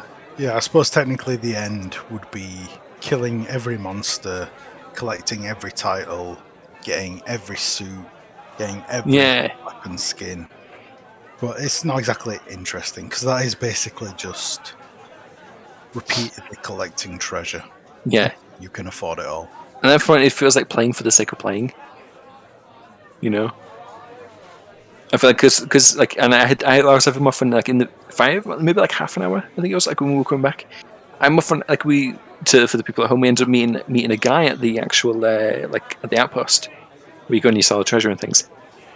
And Nick was talking to our ship daddy was there talking to him, And I was like, "Oh, can we hang out with you?" Daddy. And it's just I love how And that it was title's still stuck. it's now sticking. Yeah. Yeah, and he was just by himself, so he went onto the little tiny boat. And that was great because I just sat there just getting to play music all the time, rather than handed it all. And we attacked like a fortress. But like that was fun. And then again, having the social aspect of it all with your friends is the most enjoyable part of Sea of Thieves. So if you're wanting, I would recommend for people who are like me that haven't played it, if you've got some friends to play it with, or even if you don't actually, if you feel like you're decent enough for making a friend, or you want to give it a go, Sea of Thieves is probably a good place to do it because you can go on and just strike up a conversation, get drunk in a tavern, and just pretend to be drunk and roleplay for a second even with it and have fun with it. You can also have like an open crew, so people can just drop in and drop out. Ah, okay, yeah. Which could be interesting. Never tried it, but that's something to do there for a lot of people. If you do want to try it, it's more fun than I thought it was from watching videos of it. So yeah. So to cap the question of your experience with it, if you had to rate it out of 5 stars, what would you give it? Out of 5 stars. See, Honest. I take my rating seriously. It's not just what I think, because I've given what I think. Out of what the game is and what its like intended purpose of how it was made and everything, I would give it a good solid 4. Good solid 4 stars, I think. There's room for improvement, but it's already a nice solid game. That's worth playing. I'll tell you that. 4 out of 5. The guy who recommended it, I will take that. There was. I didn't feel like this is one thing as well. I didn't feel like any time was wasted. I had a good time playing it with you both. So yeah. He's just trying to soften us up, Nick. So I'm ready for if I win the recommendation.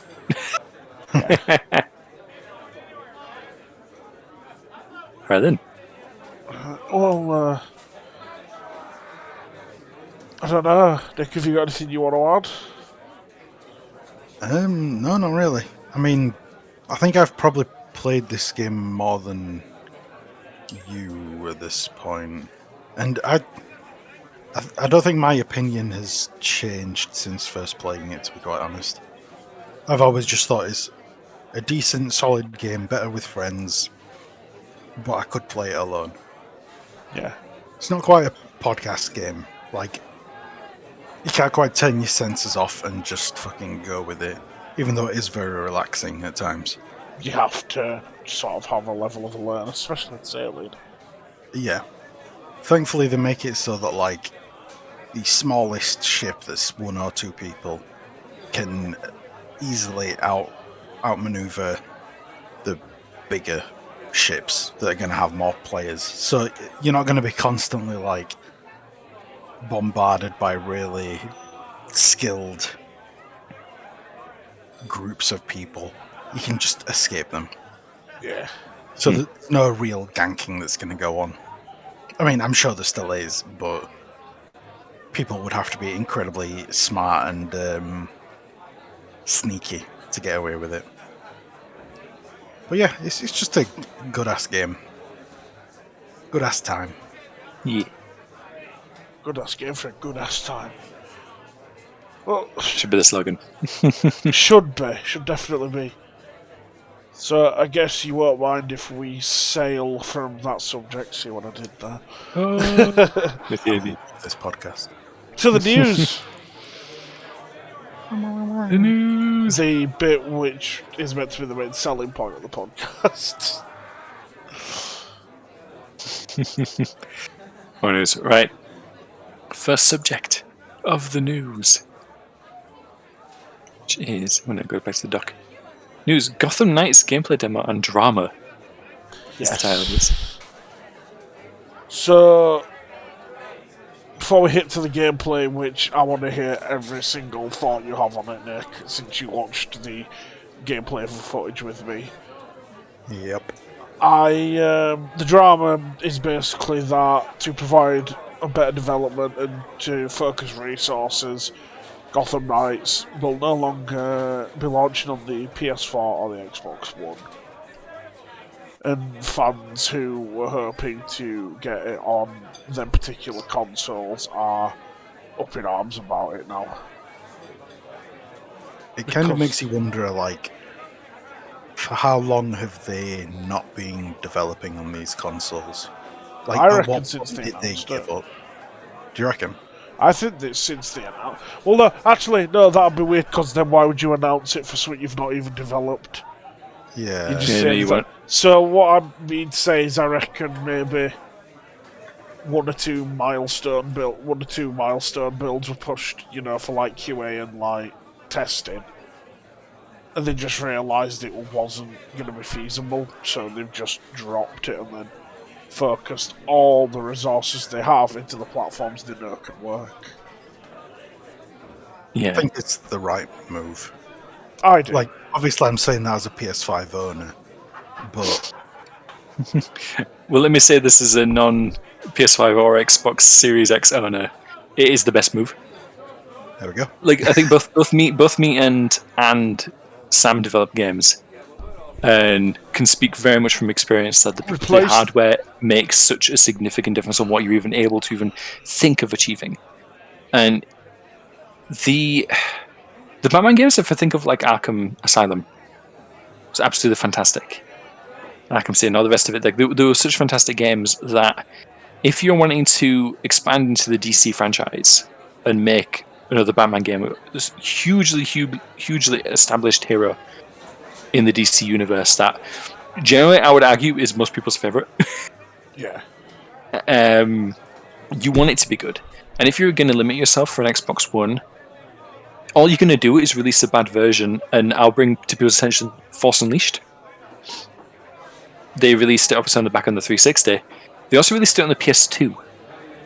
And I didn't even know it was released on the PS2 at the time until I saw my nephew playing it on the PS2, and my god, was it terrible.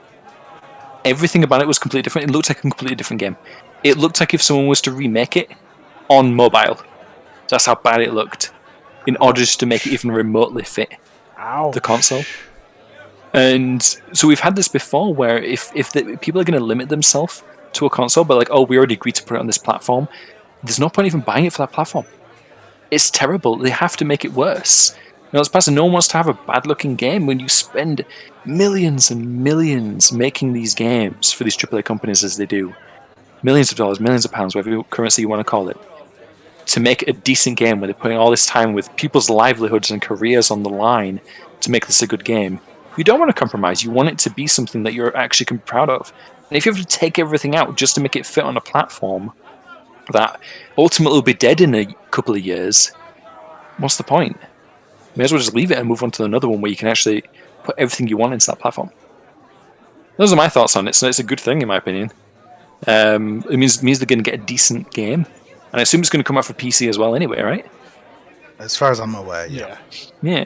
So really, the only people that are missing out are essentially a lot of kids, because consoles are like as a lot of people get older, they eventually just start transitioning to PC anyway. I find, because it's just easier. Yeah, consoles always like touted as kind of casual gaming. In like the fucking PC Master God bullshit thing. As silly as that is. It's like, oh, you're sitting back on your sofa chilling on an Xbox. And it's unlike a PC where it's more, what's the word I'm looking for? Intense. Yeah, sure, we'll go with intense. It's not as laid back on PC. It's kind of the general conception of PC versus console. Yeah, and it's a silly battle anyway. Oh yeah, but for the most part, anyway, like you're not going to be excluding a hell of a lot of people. It's the same as like saying, "Oh, you're not bringing it to Switch." It's excluding these people. There's always these different platforms to play it, and with the accessibility now and how big gaming is, before consoles was a big thing when it was a lot smaller of a medium. Yeah. Now it's so wide; it makes more than movies. It's the highest grossing media of anything. Is video games. So to have that be the case, there's so many times now I've seen it even with my niece and nephew and stuff. They want this console for this thing, they get sawed. They want to start PC gaming now. They get my laptop. We'll get them a decent PC that can run it. Yeah. for a Christmas present and stuff. If they want to start playing these games and doing all that now, kids do that now anyway. You don't have to worry about it as much anymore. You get more people, obviously, with more platforms. Yeah, but nothing significant. Nothing that's going to make or break the game. I don't think.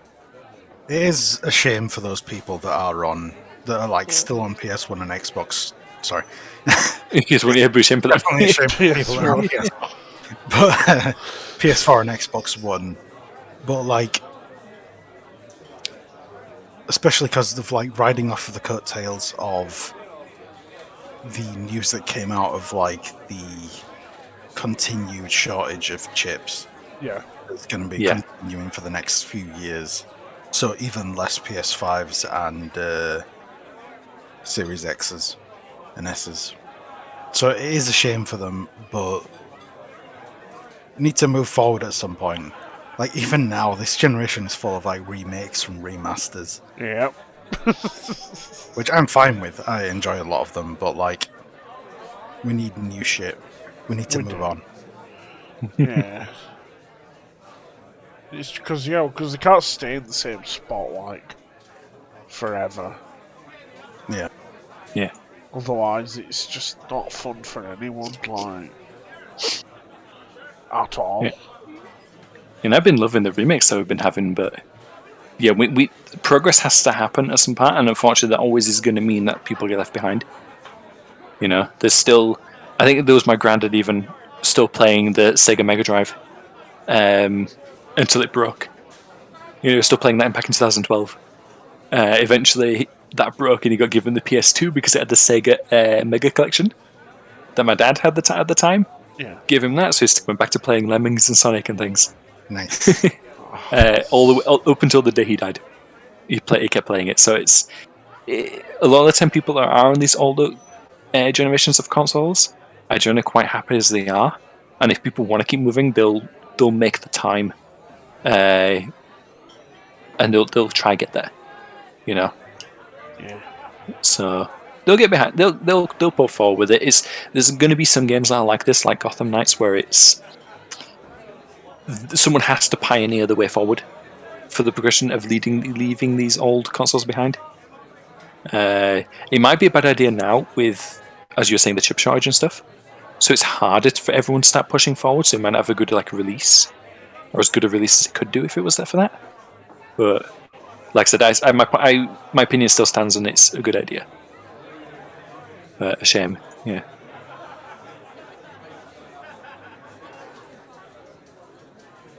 The gameplay looks good though. I'm watching the video even right now as we speak.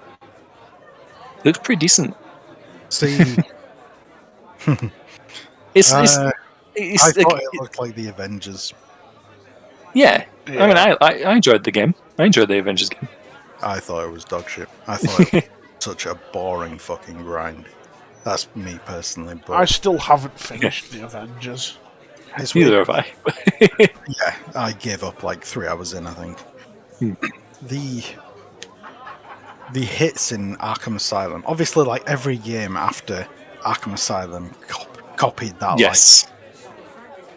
Like they'll copy like the Rise Son of Rome kind of system, where like eventually that copied it. It's the heavy hits, the counter system, and fully making it like that was None of making them did it. Well, I mean, some of them might have. Obviously, I didn't fucking play all of them. Yeah. It felt impactful in Asylum. Like every punch felt impactful. Even it felt like a comic book punch. That it didn't hit the guy. Something about the sound cues and the animation looked impactful. Yeah. Whereas on this, it really doesn't. It looks so weird and floaty. Like it's almost like it's a rip-off game. Even though I'm pretty sure it's Rocksteady still, isn't it? I'm not entirely sure. Quick search. Yes, I can tell you. Warner Brothers Games. It's not specifying. Ah, right. Rocksteady. It is, then that's probably a field. Something about it just looks off and not weak, but not as impactful. Yeah, if someone turned around and was like, "This was made by Platinum Games," I'd be like, "Yes." Yeah. Like, and listen, there is a lot to having just like fun beat 'em up games like this. But yeah, having games like if I'm really thinking about the impactfulness as you were talking about, Batman Arkham Asylum stuff was that, and I think it was because they didn't lock the enemies into like what you were doing. Like in Rise Son of Rome and things, because a lot of it was like sword stabs, you had to make sure like you was getting them in the correct place. So they kept locking after you were hitting them and they move around a bit, you do the kill move.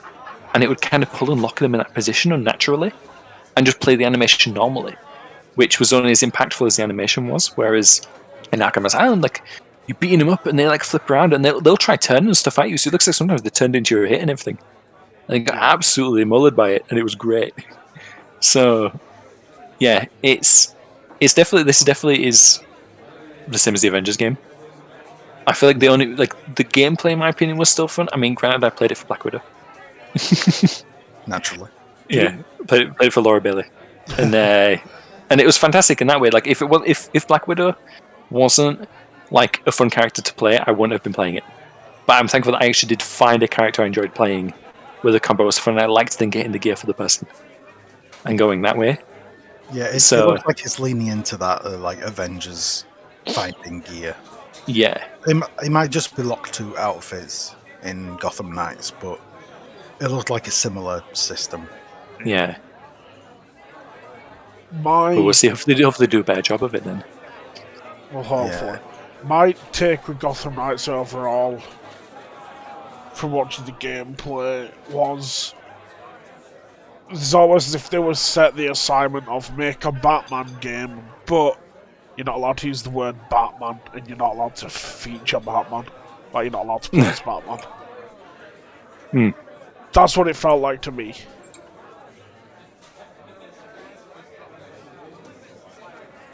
So, like, it just kind of felt like that's what they were doing. In essence, it feels like a Batman game in areas, but then at other times, I was just thinking to myself, what's going on here? Yeah. Do we know if this is in the same canon as the Arkham games? Again, I'm not sure. I don't know. They haven't said. Well, I mean, I hope it isn't, because I feel like they're sort of condemning themselves to quite a hard time game-wise if they do. Yeah. For anything future. So what's everyone's verdict then? Are you going to be buying it? Are you interested?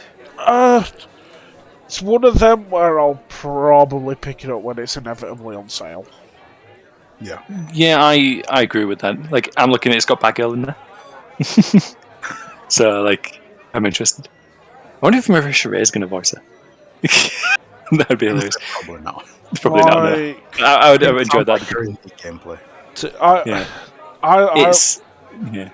I like, but one of the things that draws this game is that it's got one of my favourite characters in, which is Red Hood. But that isn't enough for me to go, oh my god, let's go out and buy this immediately. Like, it doesn't do that to me. Yeah. No, it's... For nowadays, I need like a very, very in-depth, interesting story, or something that kind of feels revolutionary at the time, or something I have to experience. Where, if I never heard about this, I wouldn't have been disappointed. It's how I feel from looking at gameplay. But if it's around, I have the opportunity to play it, I'll probably play it. But I'm not going to go out of my way to create that opportunity. Yeah, that makes sense. Like Breath of the Wild, I saved and got the Switch for it because I had to play it. But I wasn't going to go out of my... No, I was saving up for it, and then my brother bought it, and then he gave it to me. So that saved me a bit of time and money. But yeah, I'm not going to go out of my way to buy a PS5 for or anything else like that. Yeah. But it could be a bit of fun. If that's what everyone's got for that, yeah. I don't want to skip ahead unless anyone else has anything they want to add. While we're sat here shooting the breeze. I want to take your comment about Breath of the Wild and the Switch, mine, and switch over. Small segue. Again. It wasn't even intentional, it just worked out that way. We're full of cheese tonight. The Nintendo Switch has hit 107.65 million units worldwide in Yay! hardware sales. Hell yeah. Impressive. Yeah? For a handheld, that's impressive. Yeah. But I also feel like out of that 107.6 million units, there's also people who've bought them and just haven't touched them in such a long time. Like, mine's literally in my drawers next to my bed, and it's been there for months. Yeah, I remember Josh, that we play D&D with occasionally when he turns up. He bought a Switch, like the proper, not the Lite, just the proper Switch, strictly for that Marvel game, Ultimate Alliance 3. Oh my god. He hasn't bought any other games on that system, and he hasn't even finished that game. He bought this like months ago at this point. Oh god. I don't understand the headspace, but I also bought a Vita, so my headspace is fucked up. I also, ironically, have a Vita on the same bedside table. Gosh. Yeah, I never had the PS Vita. I got the Vita out of curiosity rather than anything. Okay. And See, I grew up in the console wars, so I had sides, and PlayStation versus Nintendo, and I was on Nintendo's side all the way. Still am in a way. If we're really looking at it, it never died. But looking at that, it's like, no, the only handheld you need is a Game Boy.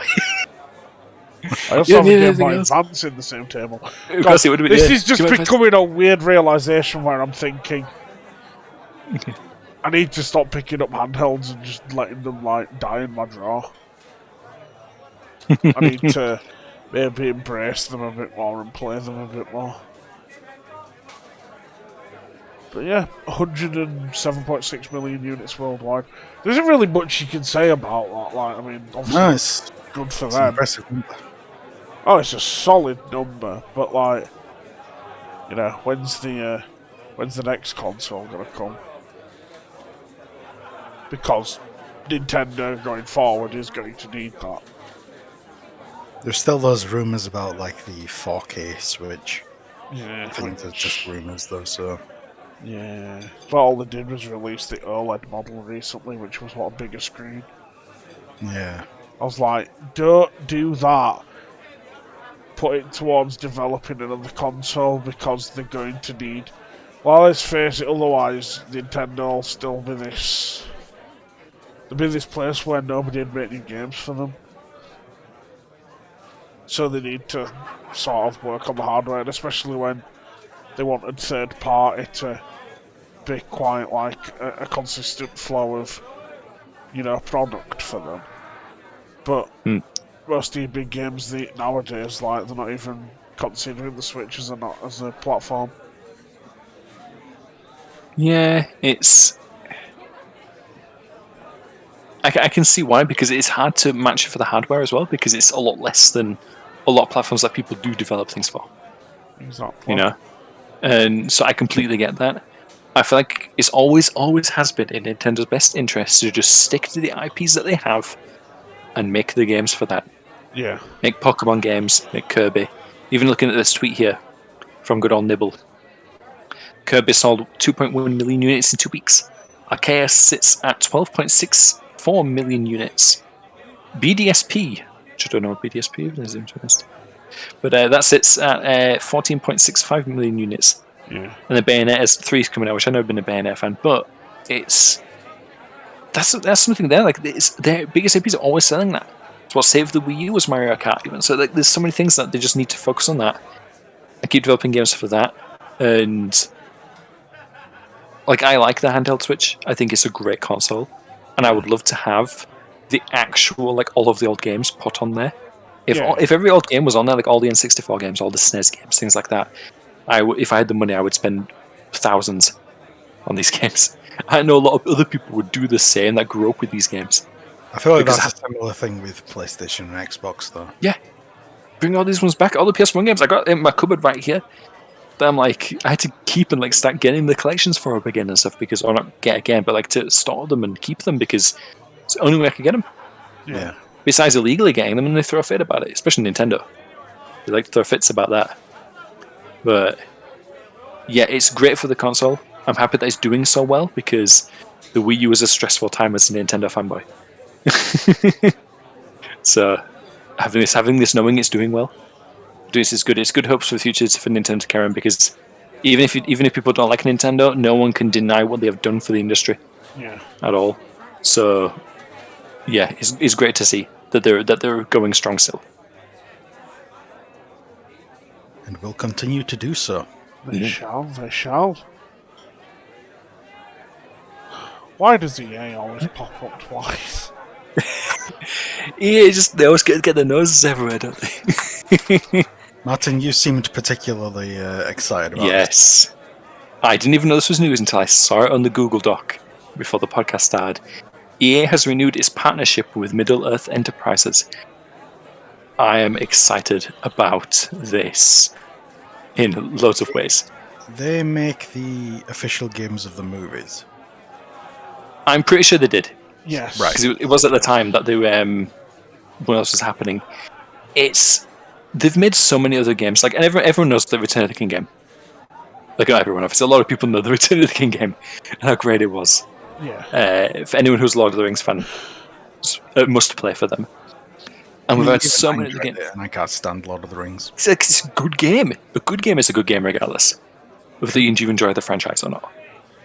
You know, like if there was a good like Blue Avatar game, I'd probably like it. You know, like I'd play it. It was a game. There's a game I've never played it because I'm going to give it the light of day. But if someone showed it to me, then it might be different. But yeah, I have so much to think about and say at this moment because it says here on the if we look at the article from IGN, it says Electronic Arts has announced it's making a mobile Lord of the Rings game, which would be a free-to-play collectible RPG entitled The Lord of the Rings: Heroes of Middle-earth. Now, and they've not been really putting any details out besides it is will apparently feature immersive storytelling, turn-based combat, deep collection systems, and a wide roster of characters from both Lord of the Rings and The Hobbit. I think it'd be cool. I always like Lord of the Rings stuff. It reminds me of, I'm immediately thinking they're going back to like Lord of the Rings Second Age, I think it was called, the game. I'd have to like Google it again to make sure it was called that. But there's games like Battle for Middle-earth 2. Battle for Middle-earth 2 was I don't know if you know, but it was what are they called? It's like Age of Empires. Real-time strategy game. RTS, yeah. Yeah, you have like your tower, you get all the farms and stuff set up, and it was absolutely fantastic. Absolutely fantastic game. And we would play hours of it, and we would always sit there like make sure we make everything we wanted to, and then go to war with each other. Some games could last about 5 hours, you know, because for how long we'd take to set everything up, and go through it all. Or if we rushed it, we could make it end in like half an hour. But it was fantastic, was that? And I remember when they broke off. They lost the licensing to be able to like keep the servers up. And to like do anything for the game, so they just closed all the servers down. You couldn't play it anymore. And it was horrible, horrible when that happened. So we literally got emulators and other ways to get it to actually play them. But yes, now that it's coming back, obviously I'm not expecting these actual things to come back anymore. I'm not expecting to put the servers back up for Battle for Middle-earth 2. But now that they've actually got the working on games with them again. It's great to see what they could possibly start doing later on in the future. If this goes well, and they make some decent money from it, there's no reason why they won't work with them again. Yeah. You know, like even on the same article on IGN, they put in the Rings of Power they're talking about. You know, that's coming on, I think it's Netflix, is it? Nope. It's Amazon's. Yes, I've read the article a bit more. I should read this properly for sometimes. But yeah, Amazon's like prequel series. Like they're wanting that to do well, obviously. So they start pushing out other forms of media around it. Everything kind of lifts everything up. So we're getting a lot more Lord of the Rings content now for the world and the story and the lore that Tolkien wrote ridiculous amounts for back when he was alive. So Yeah, it'd be great for games as they're going. For in the Lord of the Rings fans for the games, to bring that forward again. As much as I don't like EA for what they do, they made a lot of good Lord of the Rings games. So if they want to do that again, I'm all for it. Well, So yeah, exciting times for me. I'm literally going to be messaging my brother after the after this podcast in time. Oh, the games can't be any worse than the movies. So Babylon's Fall's player base dries up on Steam. oh, Yeah, apparently there was one person playing it on Steam this weekend, and it was somebody who works at PC Gamer was claiming to be the one. I mean, that's talk about fucking sent out to die. When did Babylon's Fall come out now? 45% on PC Gamer. I did not realise that. I think it Yeah, came February it came out. this year. Oh. Yep. See, I remember E3 last year. That's when I saw Babylon's Fall get mentioned. And then it was the PlayStation event where they did a proper reveal of it. And they were hyping it up, and it was like, oh, this is going to be amazing, this is going to be so big, like, you know, it's going to be like the next big thing. So to see it have, like, at one point this weekend, nobody playing the game at all on Steam. Yeah, it is worth mentioning that that was on Steam. Like, for all we know, fucking half of people that own a PS5 could be playing it right now. Oh, I mean, yeah. I highly doubt it, but it could be the case. And yeah, It's crazy that it's like, when was this even released? Babylon's Fall it was 22nd of February this year. this year, and it's fallen off like that. That's just It's just Like Nick Babylon's said, fallen off. sent to die. fallen off. It really has been sent to that, and it's crazy. Like, I wonder what caused it. You know, like, is it just that it is a bad game, do we feel, or is it just something else? I know, To be honest, I haven't heard a single thing about it. I haven't seen any gameplay or anything. This is the first news I've heard about it ever. Like, I didn't even know it was out. Yeah, it was a very niche topic that I picked up. Are they like, I was gonna say, I completely blank. Carry on. I was going to say something. I got distracted by. I'm looking at gameplay footage of it now to formulate opinions. Because the gameplay looks decent. It's just a kind of simple hack and slash running around a dungeon. But yeah, I wonder if it's because, like, obviously during this time we've had like Elden Ring. I'm pretty sure it was like February, March or something, wasn't it? Feels like ages ago when it came out. Yeah, I wonder if other big titles came out that just kind of no one wanted to play a hack and slash game when there was better hack and slash games at that time. Yeah, Elden Ring came out 3 days later. Yeah, so it really got swept under the radar for a hack and slash, like, you know, melee swords and shield kind of game. Because regardless of what you think of Elden Ring, it was a huge launch title with a huge fan base. So, like, it would have swept under the rug completely. So I just did a quick Google, and apparently many criticised the graphics, combat system, and grind-heavy early game. Unfortunately, it didn't embody the bombastic combat that Platinum Games implemented in its other games, and didn't have much else to make up for it. Yeah. Plus, it was virtually buried next to Elden Ring. Yeah. Plus, it's a Platinum game, which they make the same games over and over again, just themed differently. I think the one that I enjoyed was obviously Legend of Korra that they did. I think they were really cool, but because they had a lot of like fans working on it. But looking at the gameplay here, it feels uninspired. It feels like they kind of based it off of like the Lord of the Rings in terms of the aesthetics, but it feels more like an aesthetic than it is anything good. It's just a simple hack and slash. You know, oh, they got this many backstabs, this many arrows. I'm looking at the end of the finished chapter 1. Rank stone they got, and it's like, okay, it feels like the same thing as what we're talking about with Sea of Thieves. Like when you've done it once or twice, you're done. You know, and I feel like that's what it is here for a lot of people. Yeah. Like for me to look at it, I could play it, but it's like Maybe if it were free and I could buy cosmetics or something. And that's how it's supported that way.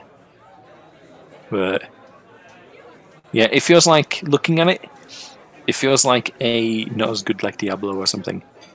Like if someone told me like, oh yeah, they were inspired by Diablo, like I can see that. But like what I liked about Diablo was just you could constantly keep going. Where now, like they're running through this whole dungeon, just whacking at a thing. It's taking 20 years to get to the next part. Like now they're at chapter 2 to fight the thing. There's no quests. Feels like there's no lore. No one's talking about anything. There's no reason to be doing it. No. Yeah, it's definitely missing something, and I can't even put my finger on what it is. But yeah, I guess for a lot of people, I guess they couldn't either because Playbase died out on Steam. Yeah, it's a shame though. A lot of work goes into these, and to have it not work out like they want it to is a huge shame. Yeah, I'll never celebrate like a game closing down. That's just so fucked up. Yeah, it's always a shame when one does. Yeah, because like I would happily give this a go. It doesn't even look like bad. It just looks like a bit fun for a little bit. Yeah. If it's like chatting to all your friends and stuff, I'm like, yeah, it'd be fun. I've dedicated my time to a lot of bad games. So. Yeah, you and me both. It just wasn't for everyone, I guess. Yeah.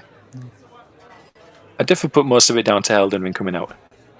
Because it's been so much swept under the radar. Any PR that they were doing being swept under the rug by Elden Ring during the time to talk about it. And that's probably why we haven't heard about it. Okay. It's just because there were so many other adverts being pushed at the time and so much less interest on this. People weren't responding to it as much. Yeah, unlike Elden Ring where nobody fucking shuts up about it. Exactly. So I think it was that to us not hear about it, and then the few people that heard about it played it probably expected a bit more. Yeah. And it hadn't delivered for them, so they've just stopped. Yeah. It was definitely one of them. Right, next news story. The original build for Duke Nukem, or the original concept for Duke Nukem Forever, the source code leaked for it. Just got out there. Nobody knows who did it. Like, we don't know if it's some disgruntled employee or what the hell, but yeah, that is out there now, and it is quite a lot. Like, there is a majority of a game in here, just like with no substance, I guess. It's like levels, but not much. Yeah, not much to do Story in the element. levels. Hmm. Yeah, this is kind of the original Duke Nukem Forever was before it got fucking butchered into what we eventually got in like 2011, I think it is. It was kind of around the era of like Quake, Half-Life 1 sort of thing. And I haven't actually played it yet. I'm not that interested, I guess. Duke Nukem's kind of just a thing to look back at and laugh at, I think, in 2022. Yeah. Like, the original games, they did do some interesting stuff. Like, Duke Nukem 3D, there was a lot of, like, interacting with the environment. Besides all of the, like, cheesy fucking tits and general misogyny that Duke Nukem is. Yep. There was a lot of really interesting stuff that did. But yeah, that is out there if anybody feels like trying it out. I am not interested beyond knowing that it's leaked out there.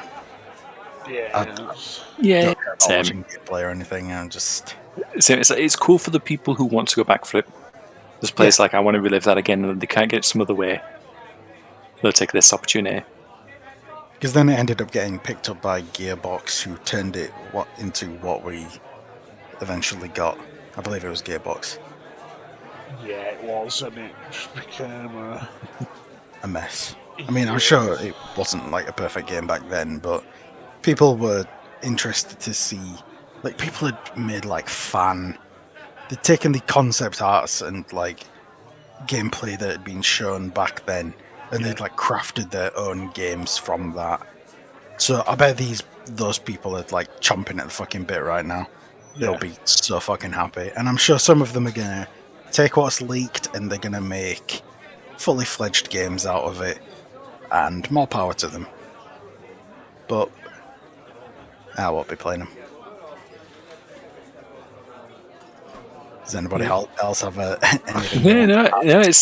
No, I have nothing else to add on it because I will admit I've never even played a Duke Nukem game, and that'd be where it's like it'd be the opportunity to play it, but I don't know. I always heard that they were just kind of like joke games. Yeah.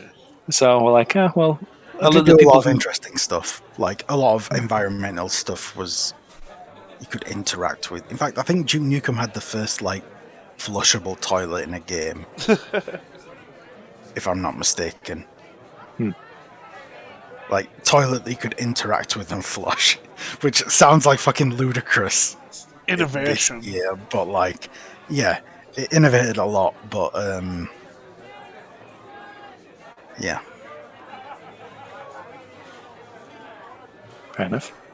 The only thing that I sort of like about this build being leaked is it gives people, and I'm sure some YouTuber will make a very expansive video of like everything to do with that leak, like going through it. So I'll probably watch like, cause I kind of like watching to see how stuff was like made, or what concept they might have been going for.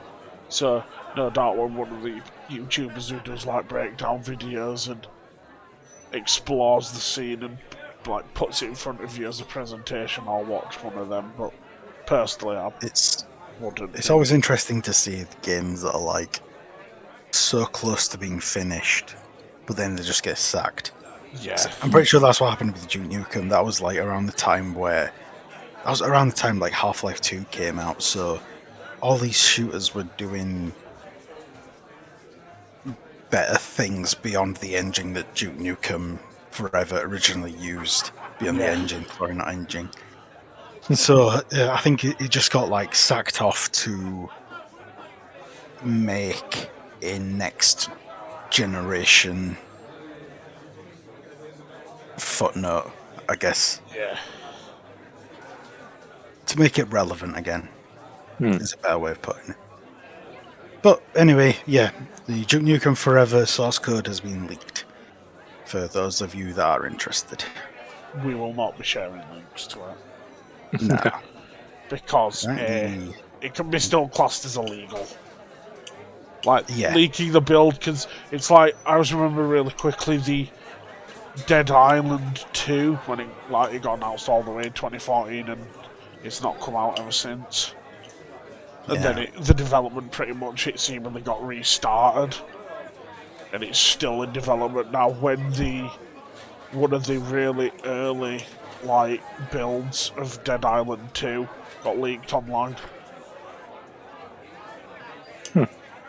Like, a lot of people downloaded that, and a lot of people covered it, and I was like, yo, you do realise, like, how sketchy this is?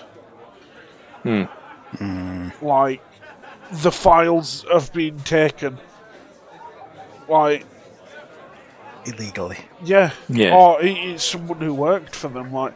All I know is sharing them files when they clearly would still fall under, like... a non-disclosure agreement or some sort of, like, binding agreement. It is illegal. So, anyway, that's my long shot of why we won't be sharing links, although... If it was anything that wasn't so sketchy, we probably would. I'm just going to not give out the links or anything because I simply don't care. If they want it, they can go find themselves, and I can't bother even looking for them. And if you feel like reading the article, Polygon covered it. Yeah. Anyway, moving on. No. Some video game inductees into the Hall of Fame have been announced. I won't say that they actually hold a press event for the Hall of Fame thing. Don't know when it's happening, couldn't tell you, not interested enough. But the inductees that have been announced are Mrs. Pac-Man, Dance Dance Revolution, Get out. Legend of Zelda: The Ocarina of Time. The best one! The best one, the Mario- greatest of our time! I will not be quiet about it. No, I want to go on the Knew it, podcast Sam. talking about it. But it's a great addition. It should have already been in, but never mind. I mean, The Legend of Zelda is in already. Yeah, Like, Ocarina as of kind Time. of a whole. But I think it was... The Legend of Zelda was added before the... what am I trying to say? Before Ocarina of Time was released. Even released. Yeah. I suppose there were, because there were quite a few Legends Zelda games beforehand. Yeah. I think Ocarina of Time was something basically like added The Legend of Zelda as like a franchise. Yeah, fair enough. I'm glad that Ocarina of Time has come into it because of how revolutionary it bloody was.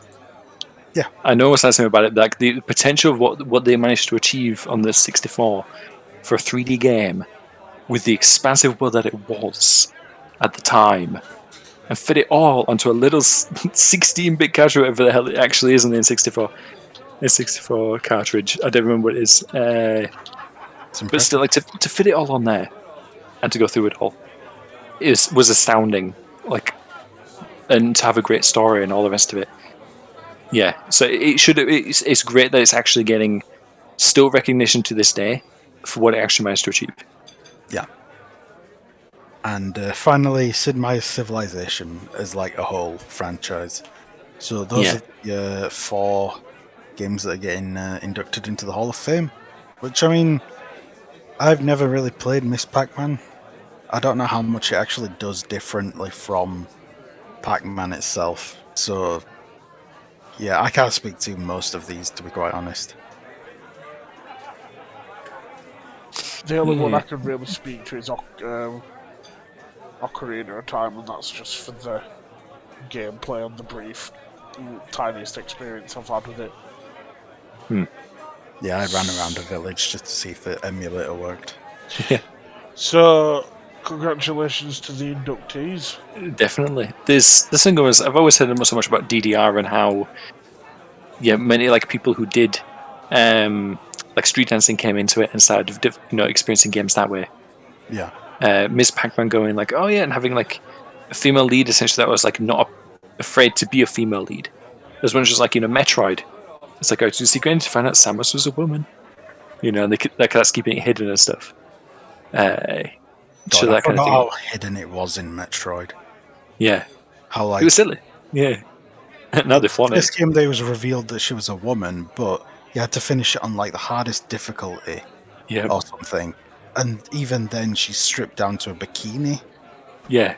Like, she took her armor off and she was just wearing a fucking bikini underneath. So, yeah, that 8-bit bikini. It was silly, yeah. It's a full 8-bit character for it. So, it's crazy how much it was hidden, but that's how it was back then. Yeah. So, to have that was good. It was a progressive kind of movement for things. And a good kind of progressive. And then you have, obviously, Sid Meier's Civilization, which I've heard so much about the Civilization games. And I've seen people... Like, I've been part of a server that, like, hosted a Civilization thing that lasted over 3 weeks or something. Like, this constant game was going for over 3 weeks or something, and they would just constantly load up all the time and play for hours. So it's like having a game like that is pushed for those kind of games. Like, it's good. It should have some kind of recognition for what it is. So I'm glad that's there. Yeah. Have you ever heard about the Gandhi on Civilization? Yes. Oh, yes. Yeah. Because basically they say it's like peacefulness thing to such a low number that it went into negativity. So it actually got boosted to like the absolute maximum of not peacefulness. So that's why you end up nuking fucking everything. Yeah, like, because it was a glitch. It was like an actual glitch, wasn't it? Yeah. Yeah. Yeah, because I was watching gameplay for that, and like, as like the different stats are coming up, or like what different worlds and different leaders in different countries are doing. And when it brought up like Gandhi, like was nuking like say Peru, I was like, what the fuck? So fucking funny. It was funny, but for obvious reasons they had to fix that, and I kind of don't blame them for fixing it, but at the same time, I mean, it was Damn shame. it was funny too. It's very funny. It was funny. Yeah, I've got a list of games that are also in the Hall of Fame. This obviously isn't all of them. I think there are like 30 some that are, but Tetris is in there. Pac-Man. This should be. Joined by Genesis. Super Mario Brothers, World of Warcraft, Doom, GTA 3, because that was like kind of the first. Which was 3? Is it San Andreas, was it? No, 3. GTA 3 was 3. Was it just called 3? GTA 1 was like top down. Yeah. It was the first in the 3D universe. Yeah. Oh, okay. And then, of course, I'm looking at pictures of it. I never played it. So Vice City and San Andreas were in the 3D universe. Yeah. 5 is the HD universe. Yeah. Then the Oregon Trail, which apparently a lot of Americans played in schools back in the like 90s and Yes. 80s. I ain't even heard of this game. What is it? It's God, how do you describe it? I suppose it's kind of like wait, a hold on. I think I've management seen thing. I think I may have even seen some of this. I've seen spin-off and spoof games of it.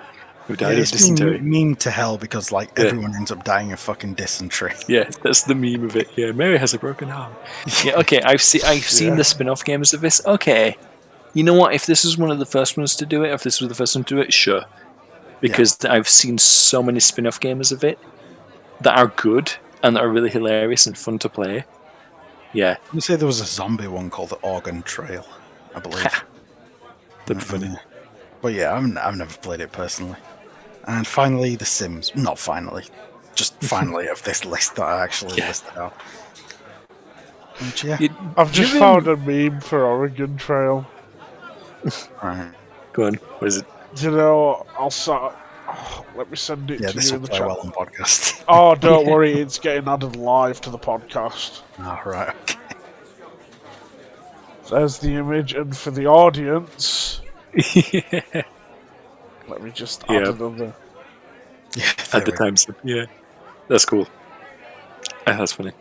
Yeah. But yeah, I think those are decent additions.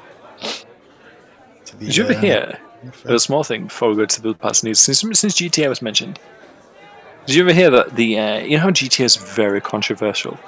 Yes. Yeah. And like, guys have been so terrible for these things.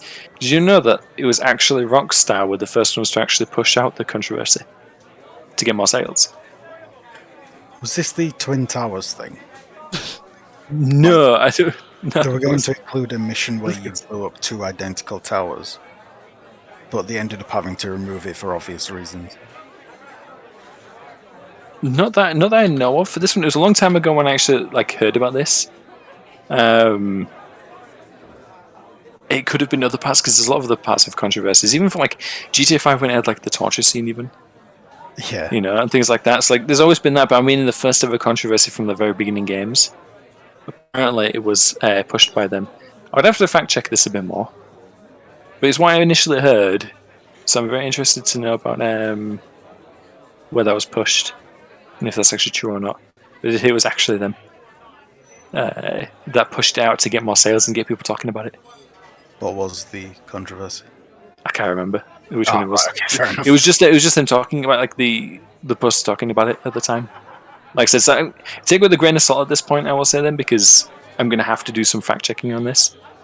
But yeah, I'll have to look. I'll have to fact check it.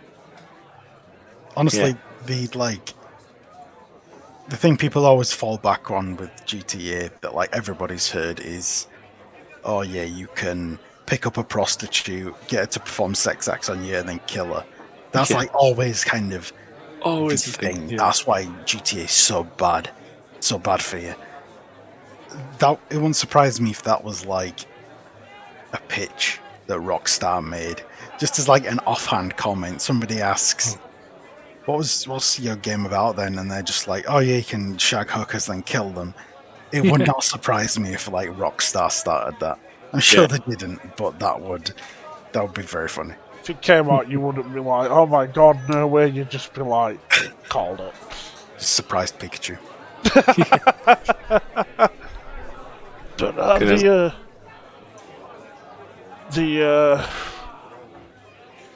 the Hall of Fame for video games is definitely getting some good inductees, and it's joining some already well-deserving existing titles. So, again, Definitely. Congratulations to them.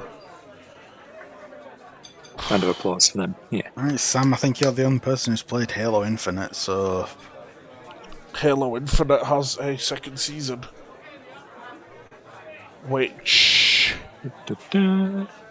obviously follows from the first season.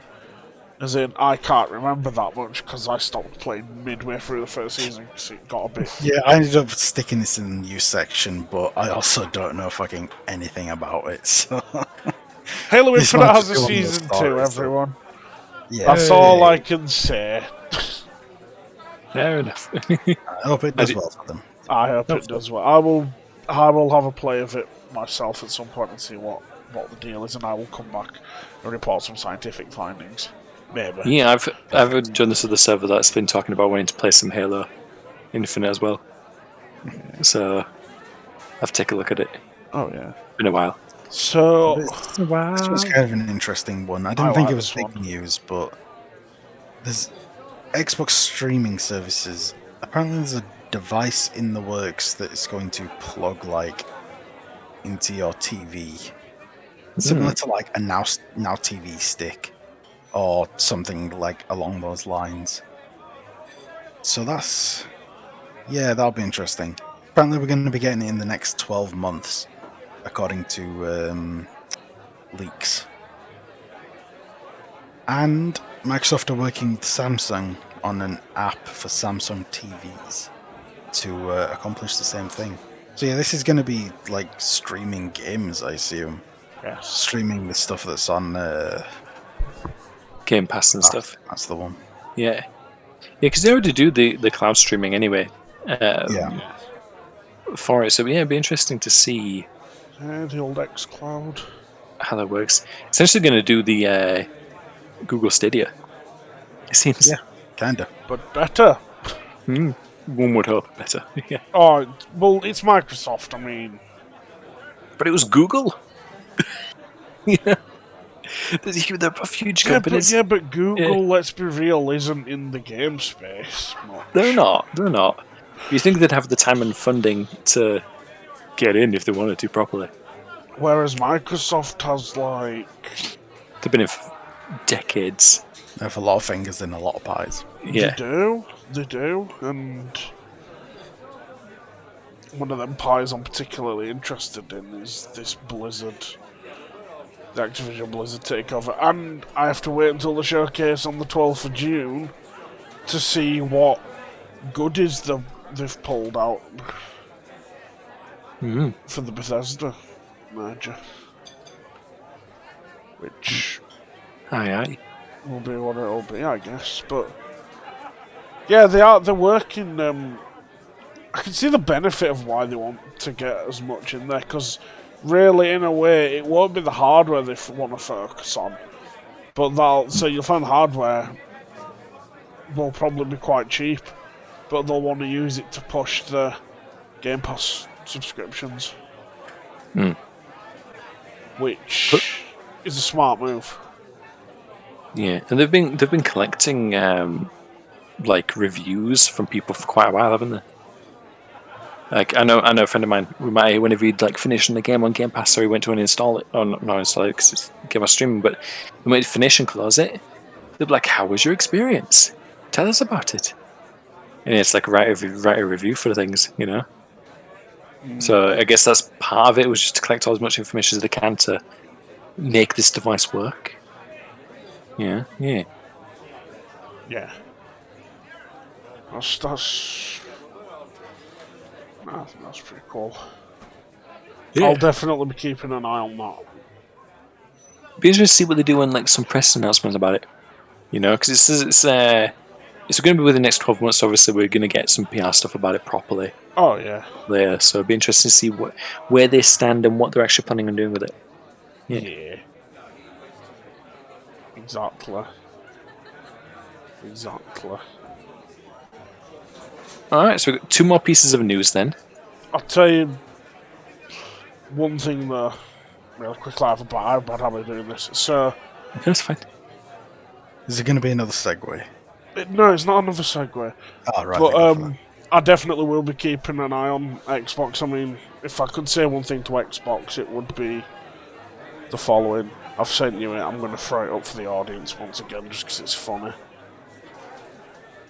It's the it's the age-old image of Palpatine from Phantom Menace saying, "We'll watch your career with great interest." Yeah. Solid meme. Oh, definitely. And there we go for the audience. Because I can't help myself. Fair. But no, please continue before I rather so stupidly butted in. So second to last piece of news then is Xbox services outage over the weekend and beyond. So, yeah, apparently some people had issues. In fact, I had issues. I couldn't fucking get on the game at one point with the Xbox services. So people are struggling to play games in general because apparently a lot of them require you to be always online. Yes. So some people are just locked out of some games. Yeah. And that happened over the weekend and has continued to happen for some people. They don't know the cause, but apparently they have released a patch to try to fix it. It didn't fix it. So that is still a thing that's going on, and we don't have any updates on it. This was exciting. I managed to play a game on Monday. Yeah, apparently it's not happening to everyone. I didn't know there were issues. I thought it was something that was coming, and then now you're saying here, it's like, oh no, it was... like, I thought it was going to be over this weekend coming up. Not that it had already happened. I mean, it might happen over this weekend as well. Might do, yeah. Depends how long it takes them to... Yeah, it's happening for a lot of people. I wonder if it's like certain regions and things. Don't know. They'll find out. They'll find out. They always do in the end. They always... They got a big enough team for it. They always get them, man. Yeah, that's all we've got to say about that, though. And final piece of news. Final news. This came out like 20 minutes ago, and I've just added it. Yeah. So, Wait, Capcom have announced... you snagged news in the middle of recording the news? Hell yeah. Oh my god! I'm a top journalist. Ah. So Capcom have announced multiple major titles will be released by March 2023. Hell yeah. So, according to this article on GameSpot, that is going to include Exo Primal, which is apparently coming out some point next year. But this doesn't exactly put a date on it, but we know that it's going to be before March 2023 then, I suppose. Yeah. So Exo Primal was the one with like waves of dinosaurs. Everyone was like, oh my god, is this Dino Crisis 4? No. Not all, I'm afraid. Something called Pragmata, which I haven't heard anything about. We haven't heard about Street Fighter 6's release window, but this could potentially limit it. Maybe they're talking about it, maybe they're not. Who knows? There's the Capcom Fighting Collection, which is coming out on June the 24th of this year. And Capcom Arcade Second Stadium on July the 22nd. There's also the Sunbreak expansion for Monster Hunter, which is on Switch and PC June 30th. So yeah, I don't know what other plans they have, because to me that doesn't sound like major titles. I guess I'm not like a Capcom fanboy or elitist, so maybe to some people these are huge titles. Like Street Fighter I can get, Yeah. but like something that we know nothing about, or two things that we know nothing about, Pragmata and Exo Primal, are they considered major? Are these Fighting Collection and Arcade Stadium, are they considered major? Yeah, I don't know. it's true. Like, well, I'll tell you one thing I want in there, or I want some shred of news of. The DLC for Village. Yep, and I am gonna keep rattling that can until somebody gives me information. Because I need more. I'm gasping. I want more. They put that trailer out long enough ago now. Wait, trailer? Like, to announce that they was doing DLC. Oh, right, yeah, of course. I fucking forgot about that. I absolutely love Capcom, especially for stuff like that. They're the only company on Earth that'll put a trailer out to announce that they're making a DLC. Yeah. Most companies wait until they've made the DLC to do the trailer. But no Capcom, they will... Capcom is the kind of company that wouldn't surprise me if they put like a trailer out or a press release saying they were... It could be something like... Gary from accounting on level 2 had an idea for a really cool video game and we're going to talk about it next Wednesday. Stuff like that, because of how soon in the development process they like to tell people they're doing something. Well, hopefully Gary from accounting is a Dino Crisis fan. Hopefully.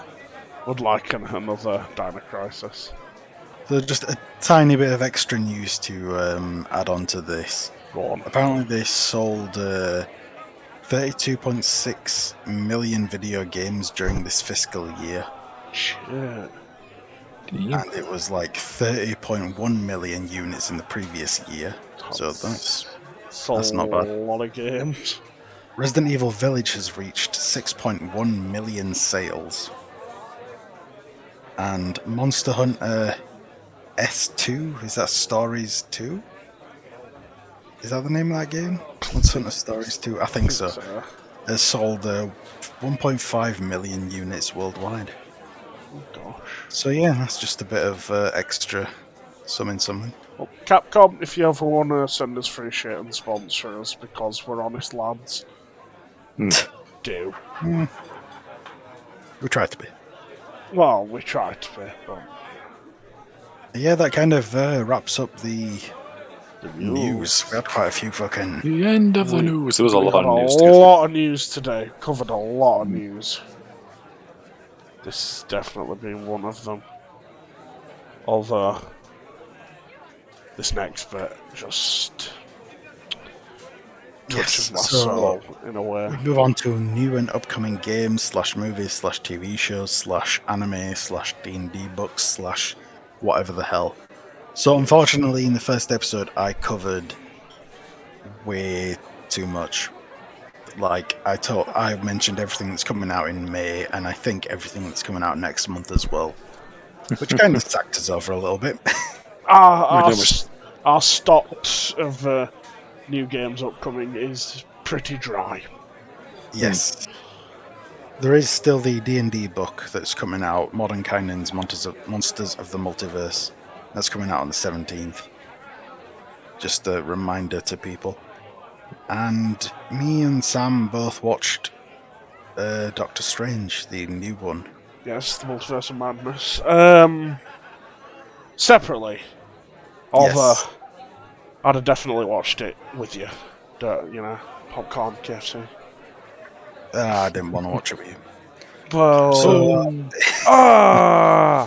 I just... Mighty blow was just delivered joshing, right here. just joshing. Yeah, I'm just joshing you. So yeah, we figured we'd give like a spoiler-free review. We don't want to get into the nitty-gritty of it because some people can't be asked skipping timestamps. We don't want to spoil it for Martin. Some people can't skip timestamps because they're driving or whatever the fuck. Mm-hmm. So, spoiler-free review. We'll keep it somewhat brief, I guess. In fact, Sam, you give your impressions first. I'll see. Okay. Immediately, as soon as it opened up, bang, straight into the action. Which, it was like, there was no... It was weird, the build-up. There wasn't much of a build-up, there was a slight build-up through the whole process of the story, but it was always very, very accelerated. But yeah, it kind of never stopped. Like, you always have downtime in movies, but this just sort of kept going and going. yeah,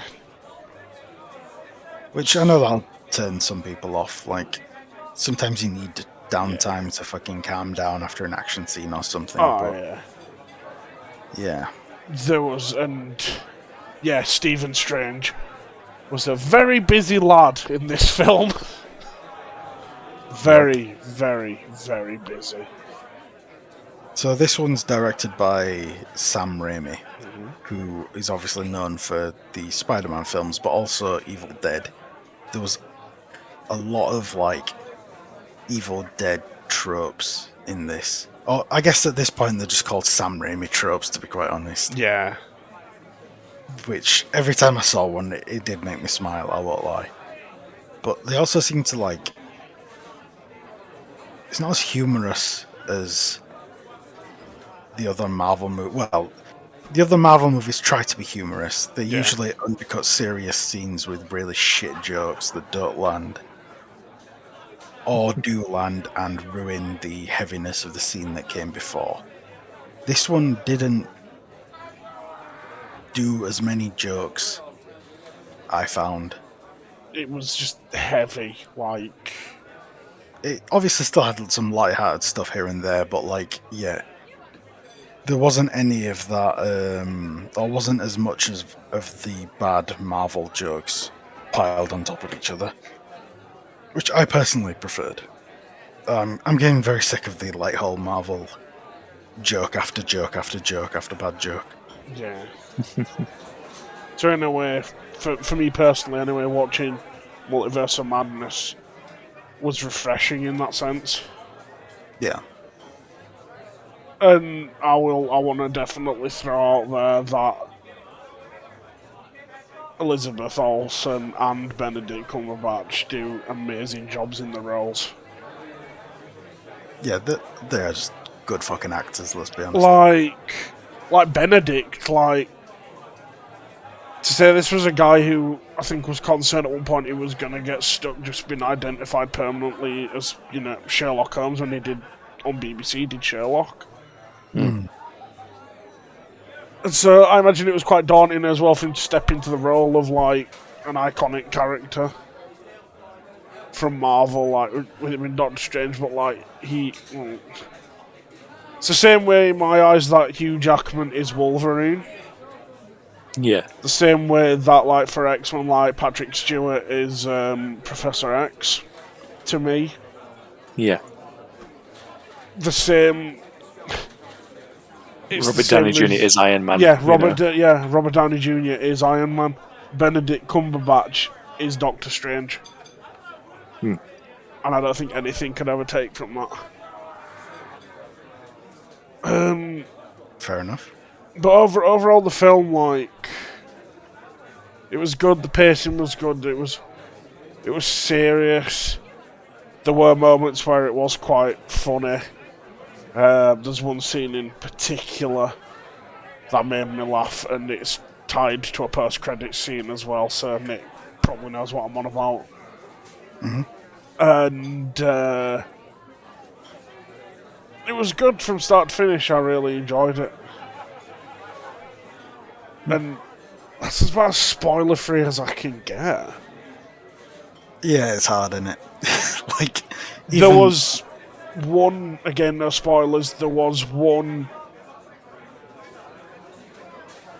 in particular in the film where I collectively lost my shit. In, like, a good way. And for anyone who goes out and watches it, Martin, when you eventually see it, you'll know what scene I'm on about. And that's as spoiler-free as I can get. It's hard to review it in any other way, so in the commitment of spoiler-free, I'm going to leave it at that, for me, personally. Yeah. What are your opinions, Nick?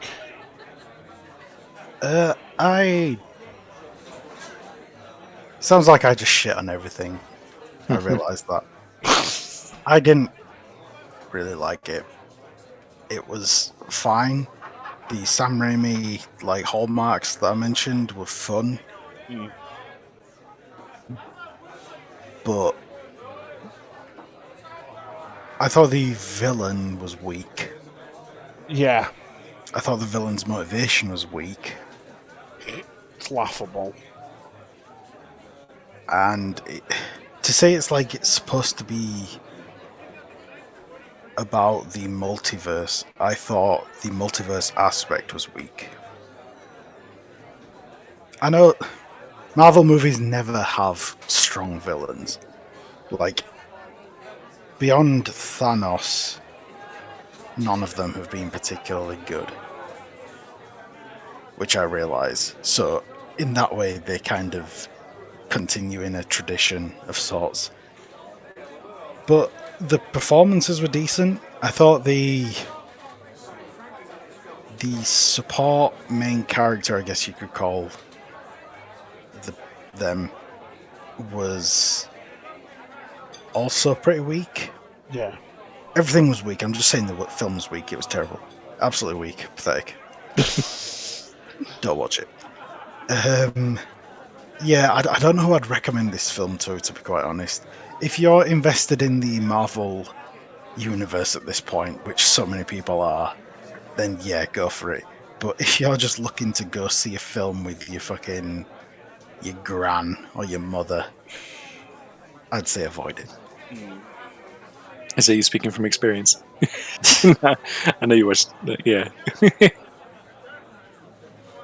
Yeah, I think that's the problem with a lot of Marvel movies from what I've seen, is when you have such a world-class villain, such world-class threats, it's also in the same universe where everyone lives, and it's where is this person? Is this happening? Why is it this particular small villain here is doing it this particular way? And they don't feel like as big of a threat. Otherwise, they go into the whole Dragon Ball Z problem, where it's just the enemy gets stronger and then they become the most powerful being in the universe. Yeah. And it's oh no, that was a lie. And it goes again and again, and it just gets stronger and stronger as everyone else gets stronger. It's just a never-ending battle. That's a big problem with all of them. Marvel introducing all of these characters that there's no clear power limit to their abilities. Yeah. So at some point they can just pull some shit out their ass to solve a problem. Yeah. Yeah. And it's why didn't you do that in this situation before? Yeah, exactly. But yeah, I mean, if you're invested in the cinematic universe, you're gonna go see it regardless of the review.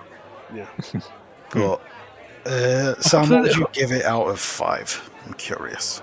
Okay, so for as much as I fangirled over it, fanned over it, when you're asking me to give stars, I am only giving it a 3.5. Yeah.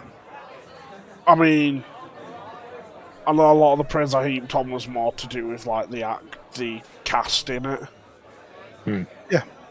These people are solid at playing their characters. Yeah. So every time, I don't know. I think it's just because for Marvel, it's Doctor Strange is one of my favourite characters. So I can't help but smile when I see him being brought to life. Yeah. And been portrayed. I can't help myself but smile just a little. But 3.5. Fair enough. I would probably give it